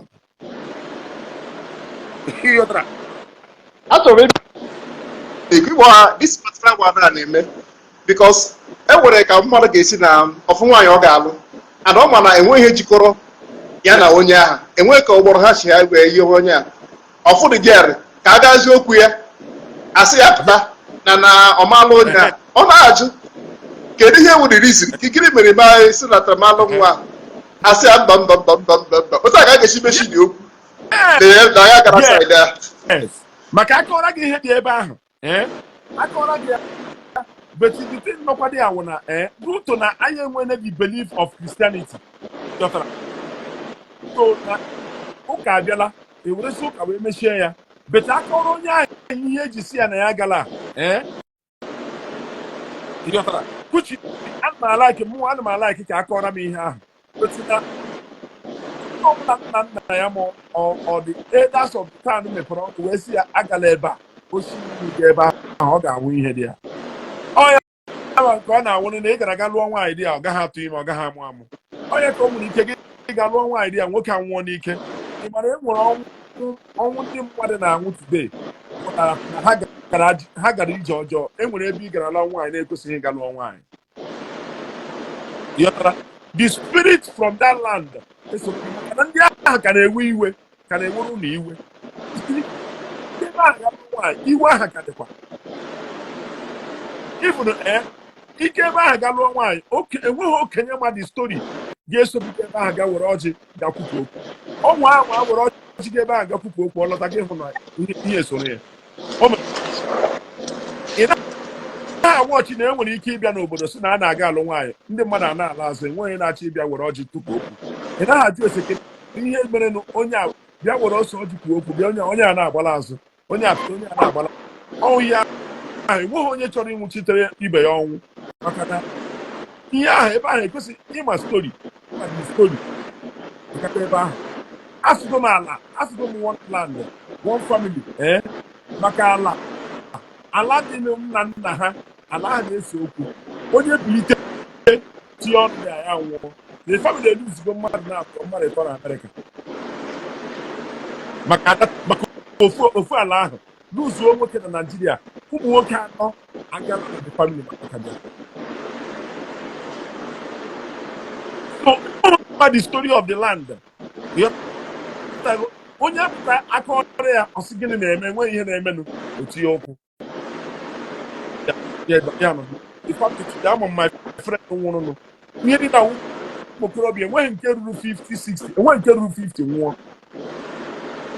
maka na ha na-ekwuri okwu ala ha tinye ọnụ na dị ala akụrụ ha den so onye mere sometimes ndị mmadụ ego na vileji aga ere ala akụ ịhụrụ ala vileji anaghị m ego ala vileji vileji adịghị mma obodo ala vileji mmụọ onye na-ere ala ama ha the history of the land ọ chọọ ka ọ karịa ya ire dị ala nwere ala mmadụ ga-awa orechi gị ụzọ na-ezo wee rechi gị dị ala ọnwụ ya nwa the original owner of that land ala ahụ nwere ike agbakọrọ aka wee nwere dị ala ọgachi na-asụgharị ya ndị nwe dị ala apụta ihe a na-akpa ala ibe ala eji wee gbara ibe ebe a na-eji wee gbara ibe anachitabeghị dị ala ị gaghị dị ala ịghọtara o mere eme o nwere nke na compound ibi na compound m bi today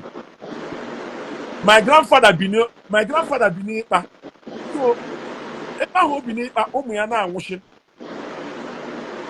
ndị obodo ewere ala ahụ nọ n'ime ọhịa nyezie ya ala dị na mpụta ebe anyị bịara n'ụlọ biri kịta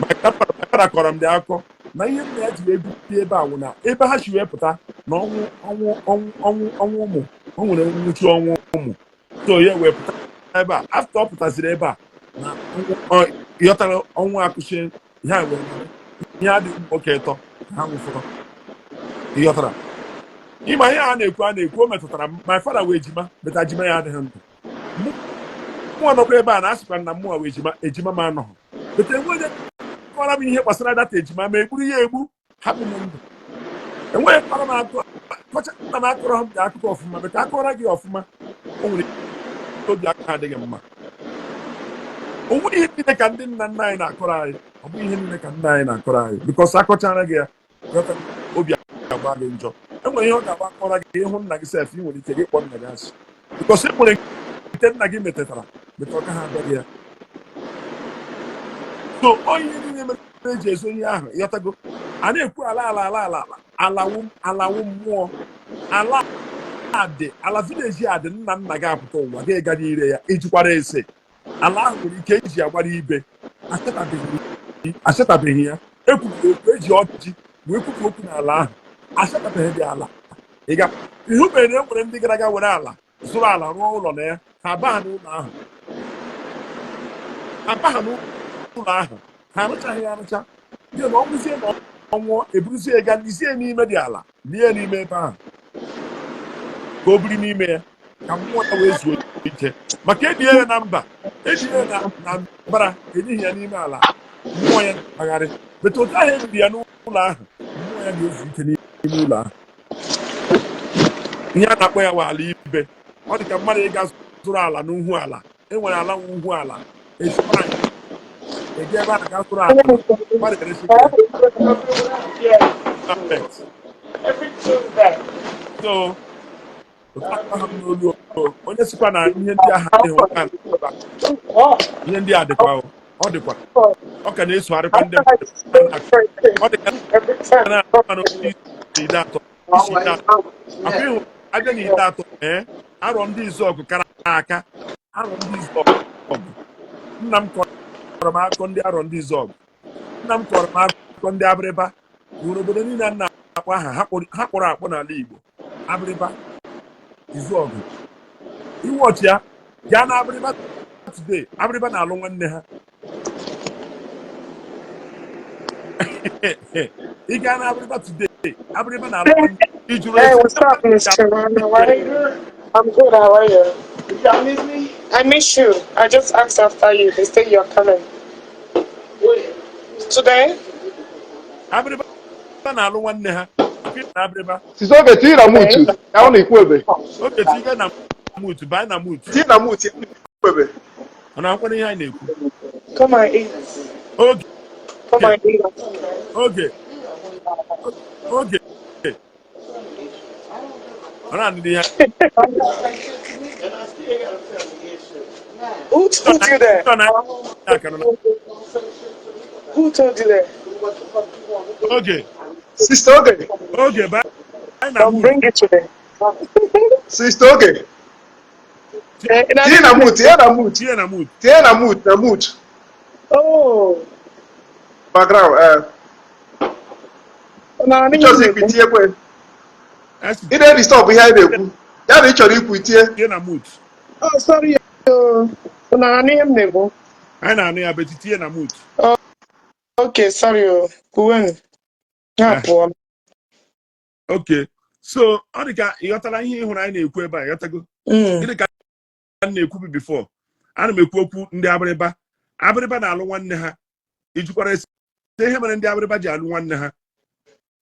Enwe onye jụrụ ese. Onye abịrịba anaghị aga mba alụ nwaanyị. Ma gịnị? Why? Ka akọ dị history here na network enwere ọkụ. Biko kọọ. Nga ka m nọta, nga ka m kpazara taa. Gbagwa gị bịa ma gị kọrịba. Onye ọla labara ọ na-ahụ ma gị. Ndị abịrịba so many things o kwuru ike dị ọsọgbo m and confirm gwa people gwa m na Traditionen bụ eziokwu. Enwe ka asa na-eme sefụ alọ nwaanyị. Enwe ka ọ kwara m sef alọ nwaanyị nọ a na-enye nwaanyị anyị. Enwe ka o shi kọọ dị ihe siri asefụ la tinekwe m ogige sefụ. Ihe gbasara abịrịba ka ọ dị ya ka ọ chọ.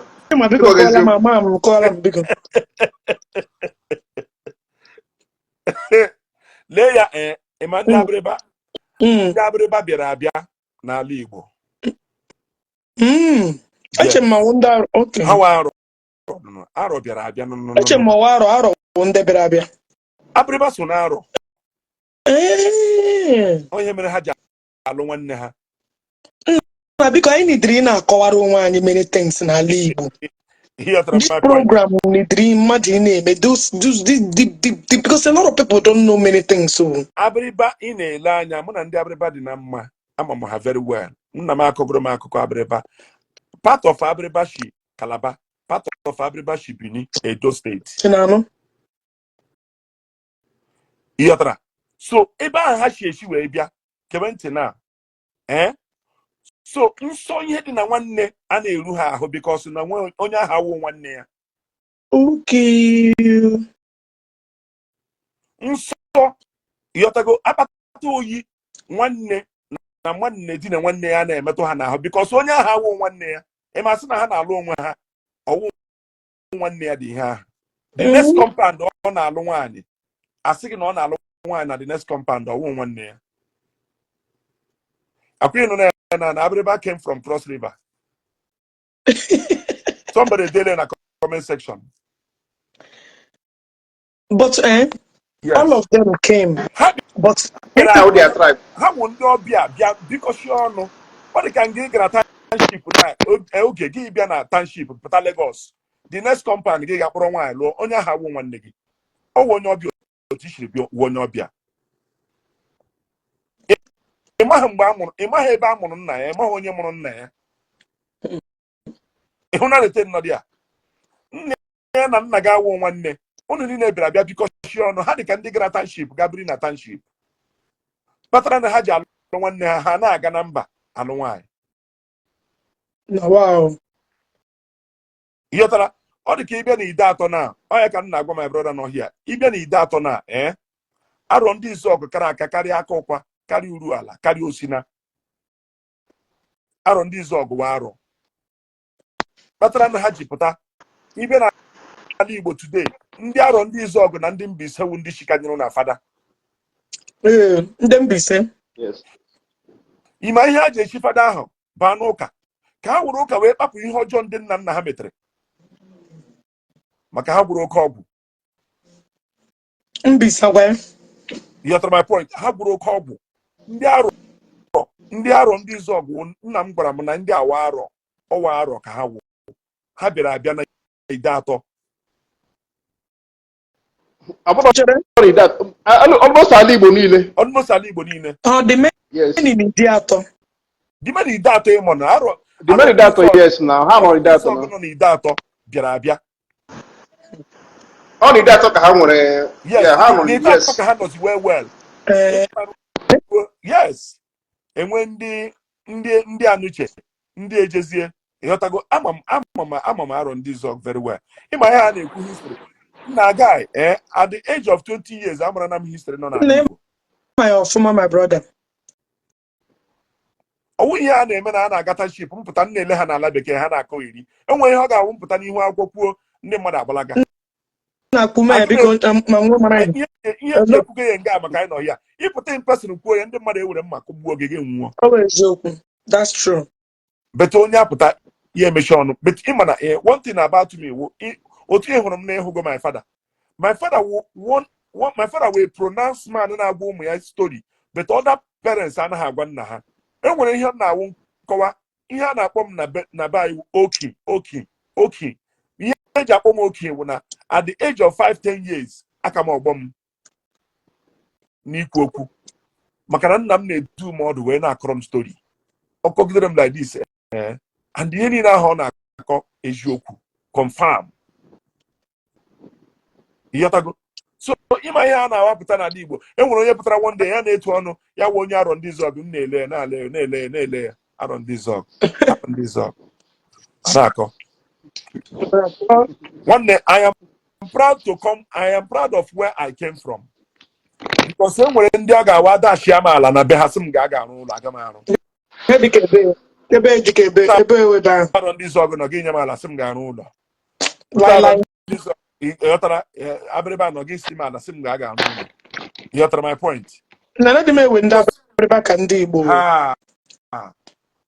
Watch anụ ha na obi nọ ha n'azụ. Na dị m ewe ha ka ndị Igbo. Obi nọ ha n'azụ. And ha nwe onwe ha na-esegirika ogwo ha na-ewepụkwa onwe ha ịma ihe a na-akpọ anyị nwa ha na-akpọ anyị ndị ife Klandi Ifa. Klandi Ifa. I'm as the like that original Igbo. Yes. I'm Asking na oge mpi na soul. E nwere one man na-emere anyị exchange. Nwanne ya nwaanyị na-arụ ya ọnụ, ọ na-ara ya. nwanne ya na. You got my point. So you say this, kedu ihe o mere o ji edina nwanne ya? Ịhụ na leted no dia. Wow. Because na gịnị? Na enwe ihe na ị na-akpata nwanne gị aka, akpata oyi ga na-awọ gị. But ọ naghị awọ. Maka na ọwụhụ nwanne ya dị ha. Ha bịara bịa. That means na themselves. That's one. Ebe a nke nwere na incense, akwa nwere incense a na-ekwu. Ebe a nke ọ nọ gwogwo. But due to na enweghị ndị gara ije ọdịnala ịgwọ ọgwụ. You got my point. Karịa obodo ahụ.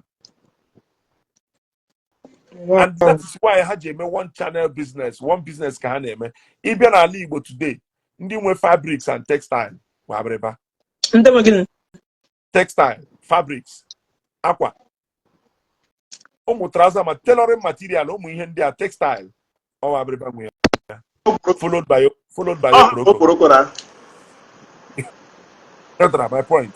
So, a na-akọ akụkọ story ndị mmadụ a na-efili na ihe a na-akọwi na a na-akọfishi akụkọ ihe awụ ha akọfishi akụkọ. Onye kọfishi akụkọ ihe a ga-emara ebe Ishi.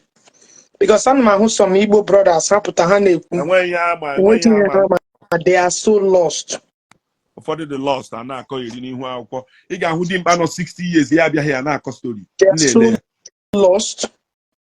Ọ ga ka m gwa gị eziokwu man ga-apụta here dị 70 years, somebody dị 40 years akọrọ ihe na-eme n'obodo ya. Yes. O nwere fact onye dị 35-40 years ga-eweta debe n'elu tebụl, onye 70 years amaghị ya. Ịpụrụtanship ọma efuo gị na-agaghị eri na Lagos, na-agaghị eri ebe ị na-agaghị eri. Mgbe onye makwa history na-ede ehia na ihe o dere hia. Igbo nation. So when so many tribes bịara abịa n'ala Igbo na ha makwa even ịga n'Ọnịcha ihe na-akpa n'Ọnịcha mgbe ahụ nwa onye Igbo ka ị na-ajikere ihe na nwa onye Igbo pụtara ha bụ ndị Igbo. So enwechara nke a dị ọwụghị ha na some people bịara agba ndị Ọnịcha nwere n'ala Igbo. Ndị Ọnịcha bịakwara ha si na Delta kofete echi Delta mba mmiri kofete efe mmiri yọtara kofete. Ọ dị ka ebe ị gara na akụ ị ga dime na Anambra, ị ma na ebe wu dime na Anambra, ma ebe wu dime na Anambra. You understand me? Dime na Anambra wu otu ọcha Anam. Agara m school n'Ụmụleri Technical School. Dime na ndị wu Anambra, the Central Anambra. You got my point. Anam otu ọcha ga-aga jụọ ese otu ọcha Anam a na-ekwu ya ọhụwa Anam a ga-echi weta gịnị Anambra. Na chima anyị dịrị ibe na-akụzi this Igbo history ya o. No, because a lot of our brothers they are daft. Nwe ke nwa ihe anyị na-akụ. Anam lekwa Anam ịghọtala. Anam Ụmụleri na Agụleri lụrụ ezigbo ọgụ gbuo mma. Ịma ihe ha na-ekwu enwere ndị gburu mmadụ n'ala Igbo karịa ndị Ụmụleri na Agụleri. Agụleri gbukọtara mmadụ gbukọta mmadụ. But why? Ebe a na-azụ n'ala m. Okay. Ebe a ka Fada Tanks. Ebe or something. Ha lụrụ ọgụ na ha na-alụ ọgụ. Obasanjo the time of Obasanjo. Yes. Ha ka na-alụ ọgụ na. Ha ka na-alụkwa ọgụ ruo taa maka ala. Agụleri, Ụmụleri, wụkata ndọg. Ebe anyị hụrụ na agara m school na Ụmụleri Technical School otu ọcha. So ha na-alụ n'onwe ha na. Ha na-alụ onwe ha. Yọtara ha na-alụ onwe ha. Ama m na ha ka na-alụ na ama m na ha na-alụ beti. A na-ekwu ya n'ala Igbo nwaanyị Agụleri wochiere gị nri gị chefuo nwunye gị. Why? The highest people na-ana nwunye mmadụ n'ala Igbo bụ nwaanyị Agụleri. Nana di mmadụ. Na di mmadụ nwaanyị Agụleri. O chiere gị nri chihere gị ụkwụ, ị ga-anwụ n'ikpu ahụ. Eche m ọwụ ndị Calabar. Ekeke. Ime ebe a na-akpọ Inoma. Ime obodo a na-akpọ Inoma na Anambra. You don't know. Mama. Ime ebe a na-akpọ Inoma dị na ebe a m na-agwa gị na after Agụleri. Yotago. After Agụleri gị nweta Inoma. Ọmọ mbara Nteje. Otu ọcha Agụleri. Nsugbe. Ụmụleri.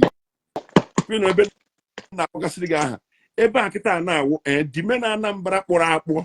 Dime na Anambra kpọrọ akpọ. Ihe ike na-eme ebe ahụ. Kwa ịhụrụ mmadụ. Ebe a gara n'ịga airport. Ebe a former governorship. Nwanne ebe ahụ kpọrọ akpọ. Mkpori. Ya.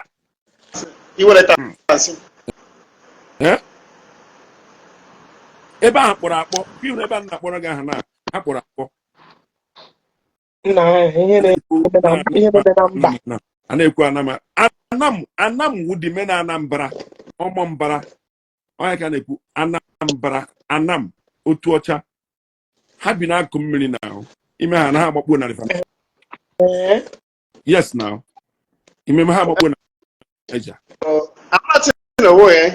enwe ka those people si egwu ahịa asị ndị Igbo ndị side ya na-akpọ because enwe ihe ọ ga-agwụ obodo a ejide onye Igbo ha na-asị dacha na ejide onye Igbo 5 ndị Igbo 5 jide onye Anam so no ha na-eti onwe ha asị ndị Igbo ha na-eme ihe ahụ iche ha na-eme ha na-akpapụ na ebe ndị Igbo nọ seriously ndị Anam maka gịnị wụzi iwe ha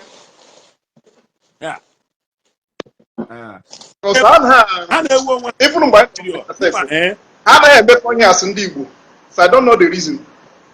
Ọ bụrụ na ha bụ aha ha ka eji mee omenala enwe ndị wu from Nnewi enwe ndị wu ha na-asụgoro Igbo gị na ihe a na-ekwu ma ndị a na anụmanụ ọ ga-afịa ahụ gị their language mana from Agụata Nnewi to ụmụ ka ebe ha ga-akpọ ya Ogidi or something Idemmiri ndị a na-asụ Igbo gara na ihe a na-ekwu but ndị a na ha so ime village ha Imanu 10% or 20% ihe a na-ekwu. My brother Anam na-ekwu okwu si na Anam awụhụ dime na Anambra beti dime na Anambra na-ekwu okwu ya otu ọcha ebe ahụ ka Anam yọtala ị na-ekwu okwu Anam dị iche enwere Anam nwee Kobo the guy na-ekwu enwere Anam yeah, with these people I like to n'anya enwere Anam nwee ụmụleri otu ọcha ọhawawu dị Anambra na-ekwu okwu ya enwere Anam nwee Inoma nwee ụmụleri nwee Agụleri na ụmụleri na-azụ ala nnukwu ala kwao nnukwu ala even the place in gara school na ụmụleri technical school Agụleri na-azọ dị ala azọ yotago Agụleri nwee St. Joseph Catholic Church ebe ahụ Father Tanks si wee ị na-anụ maka Father Tanks ebe ahụ ka ochi ụmụleri enwezie otu oche enwezie akwa kedu ihe akpaziri yawo na o tekwele na mmadụ gawara ije mmadụ agaala ije n'ụwa ọ na-agakwala mmadụ agaala ije a na-ekwu okwu history ndị mmadụ na-akọ eji aha ha were m Anambra because enwe ka esi wepụta ọchị kịta na Anambra si hụrụ a ga-asị ndị onye Agụleri ma ọ bụ ụmụleri ha bụ ụzọ were ọjị because ha kụrụ ka kingdom.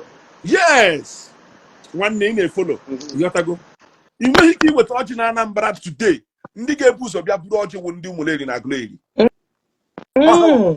ọhawawo nna ọhawatọrọ yọtara my point hapụzie na ego pụtaziri ewere ego wee tikpute ha Nnewi ewere ego wee tikpute ha yọtara the main people nwe obodo wụ na ịchị confirm ihe kedu ihe mere eji mee ọchịchị asị ka ewere goro ọchịchị were ore ha maka ọha nwawo yọtago ka ewere ọchịchị were ore ha ị na-anụ maka Nkịsị Palace Hotel in Anumaka Nkesi Palace Hotel. The Nkesi Palace Hotel on where I'm working with the former deputy governor of Mbadinuju. Ndị ahụ ndị kwara akpọ ikpawa Anambra ịkpọtọ ha ka e decide ihe na-eme na house ịma na ebidobe ha but ịma na ego pụtasịrị na Agụata pụta na Nnewi pụta na ide mmiri ịghọtago enweghị na-echetazi ha but the main people iche ime ihe n'obodo na Anambra today onye Aguleri na Ụmụleri ga-abịa burugodo ọchị before onye ọbụla metụwa ihe aka maka ahụ nwa obodo ị na-anọkwa ịghọtara ihe dị ya na ọ bụrụ na ọ bụ isi o mana enwe ihe ndị kolokọrọ kingdom ndị furu ụzọ n'oge furu ụzọ n'oge arọ na arọ ekwu abịara abịa ma ndị ahụ ndị bụ ụzọ kolokọrọ kingdom ndị ahụ ndị dịka ndị our colonization ndị colonized anyị so many things ha butere n'aka anyị so ya ka eji akpọ arọ kingdom ịbụ nsọmafụ ndị odogwu a na-aga na arọ enwe some things ha na-eme so ndị ahụ ndị furu ụzọ n'oge kolokọrọ nwee kingdom mana ibe kwuo na ọha awụ isi some people nwere ike ha makwute na nke a mana ịtụ ma ọ nọ kingdom yes ha na-akpatakwa ego ha jikwa ego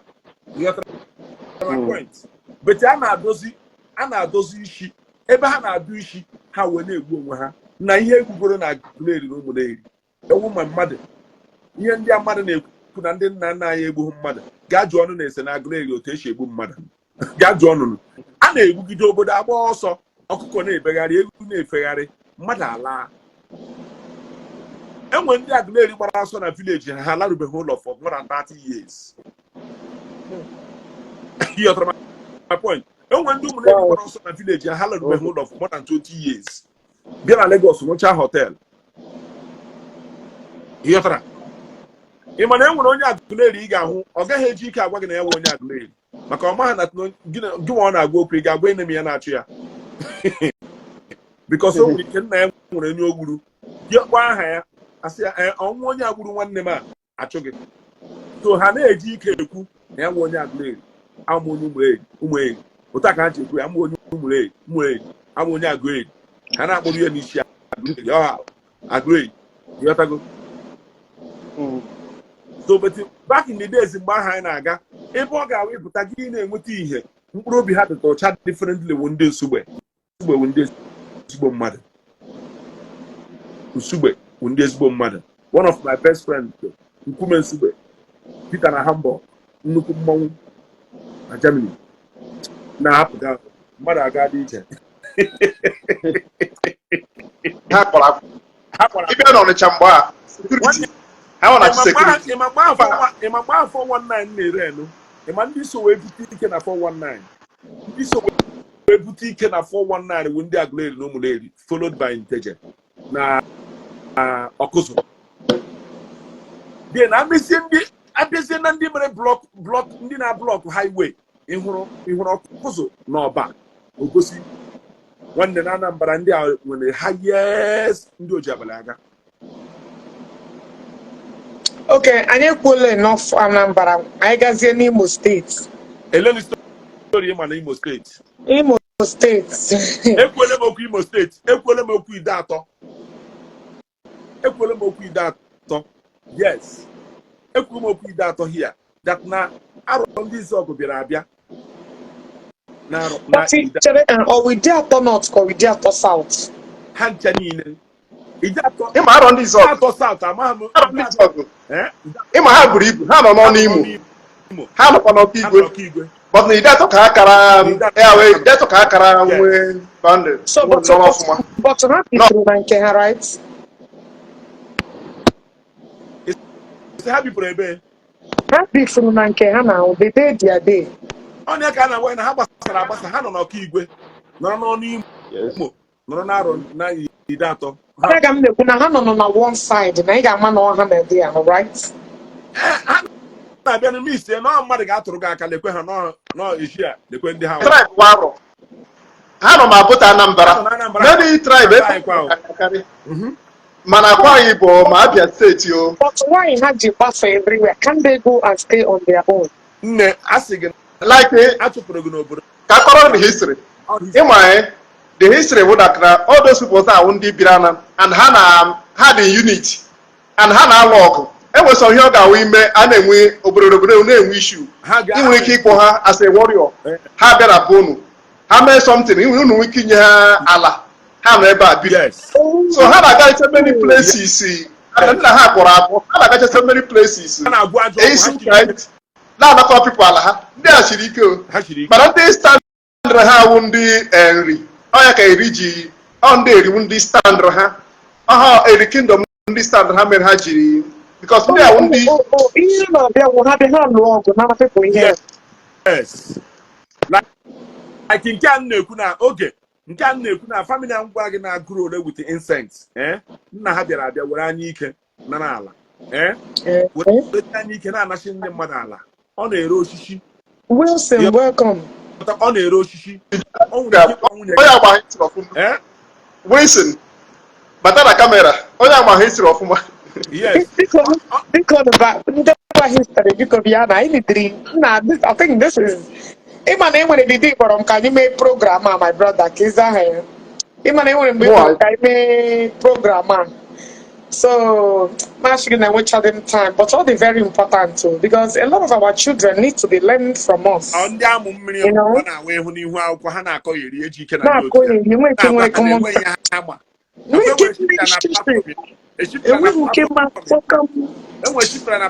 platform ya na-ekwu okwu ya sị m na ya makwa na nwa onye ọdịnala ahụ nsị ya ma dịọtara ya makwa na nwa onye ọdịnala na mmakwa na na-ele biko ịnidiri ịbịa kọwara ha omenala na tradition ọwụhụ nke a go back to your roots a na-akọ inyo nne oge chere m agwa gị obodo ọbụla ị gara hụ onye na-akpa ike Tracy Ali na-eji ọnwa onye arọ ha na-akpa ike dị egwu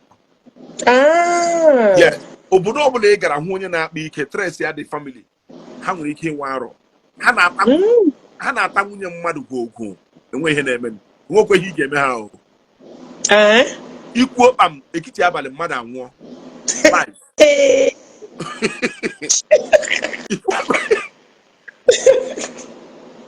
Are you serious? Ata nwunye gị imechi ọnụ ata nwunye gị imechi ọnụ ndị arọ akwa my brother nọ here Johnny ese now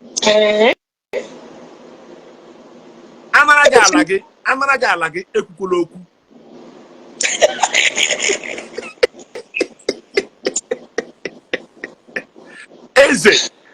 eze obodo a na-amanye ọnụ n'okwu ha so how would this terror ya siri ike dị egwu n'ahụ instead of ị ga-atụso ha ọgụ gị mete ha enyi enwe onye chọrọ gị okwu gị kpọọ ha gara gị ọgụ but wait, those things are normalized. Nobody knows. Some family close. All the family are now going to say that deep bang shall dia. Makana habira. Wuri ke we na shisha ndị mmadụ ala. If no, ofu nwa gara n'ihu agbara garụ ụlọ. The boy aban ụlọ ahụ nwụọ. Elie n'ime ụlọ, n'ime dị ụlọ. Maka ala ọ gara ga were. Oh, and the are the they are the known and the violent people. They are known for violence. And Ohofia are the two. Okay, are the two Igbo tribes known for yes. How many people that shall not know hey. Okay, now understand.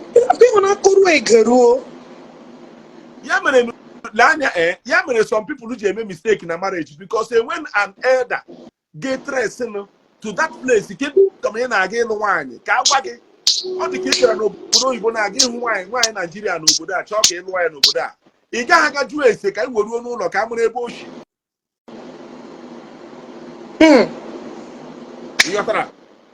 How would this so woo? How would this so woo?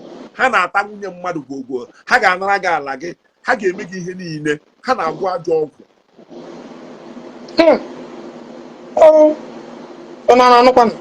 oke na nwanne ị ma na enwere ụmụ kọtụ ndị a ebutere nwa eze ụmụ ọgwụ ndị a nwa eze ị na-anụ maka nwa eze ị na-anụ maka ụmụ ihe dị iche iche ọha ma nwee so that means almost arụ niile nọ n'ala Igbo ọha butere ya ndị a dị egwu now. Ndị a dị egwu now. Na akọma ihe a Chima nwere ike na n'ihe maka na ebe ya dị adị wọdụ nwe ndị na-emegharị mana ọha ha akajara akaja eme leanya Kenya gị na onye abịrịba emekọtakwala ihe onye abịrịba akọrọ gị aka n'ala onye abịrịba ndị arọ kedu ihe mere ha ji anọrọ onwe ha oke kedu ihe eji agwa gị na abịa sị gị na ndị Abia steeti dị mean na Abia steeti dị mean onye ma ihe eji ekwu ya chere Abia all part of them ekwere ndị wa abịrịba ọwa ha abịa ọhafọ ọwa ha abịa Arọchukwu ọwa ha abịa ha dị from Cross River yes ịma ịmụ Cross Akwa Ibom a na Abia ha nche niile ewu ofu bizie na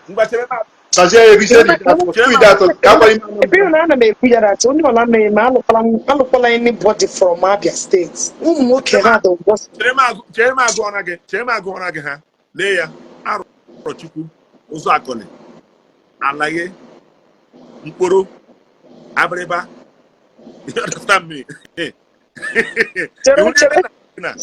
chere ndị mgbo sokwa ha ngwanụ bịaketatụrụ n'Imo ngwa bara na ya ụmụahịa abaa gị ndị niile awụ ndị akpụ ndị awụ ndị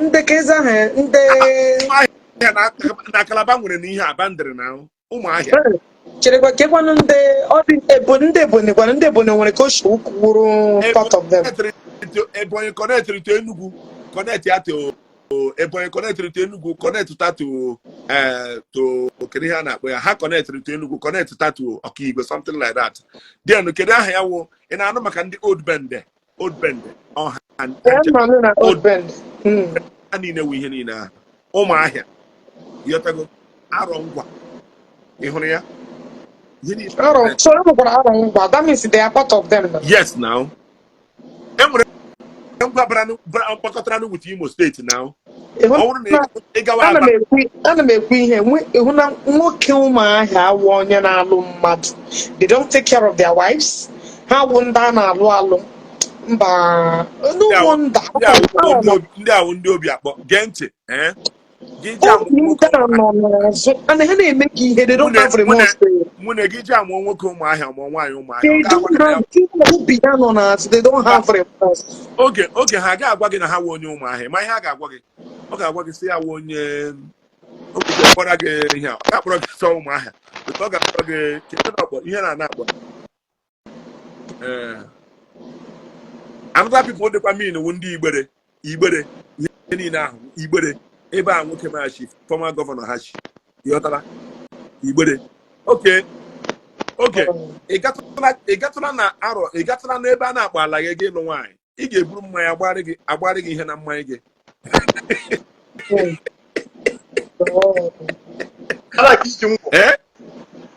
ha iji ngwa aga na nwaanyị ngwọ ọwụ nkwụ elu yes some part of ndị Chimade you know 1 minute before na ada bukwala I will come back again ka m turn here off ka m nye my ihe last ihe ka m minister like this I will be right back because no una ala bukwala o ya ma agbanyo una ala bukwala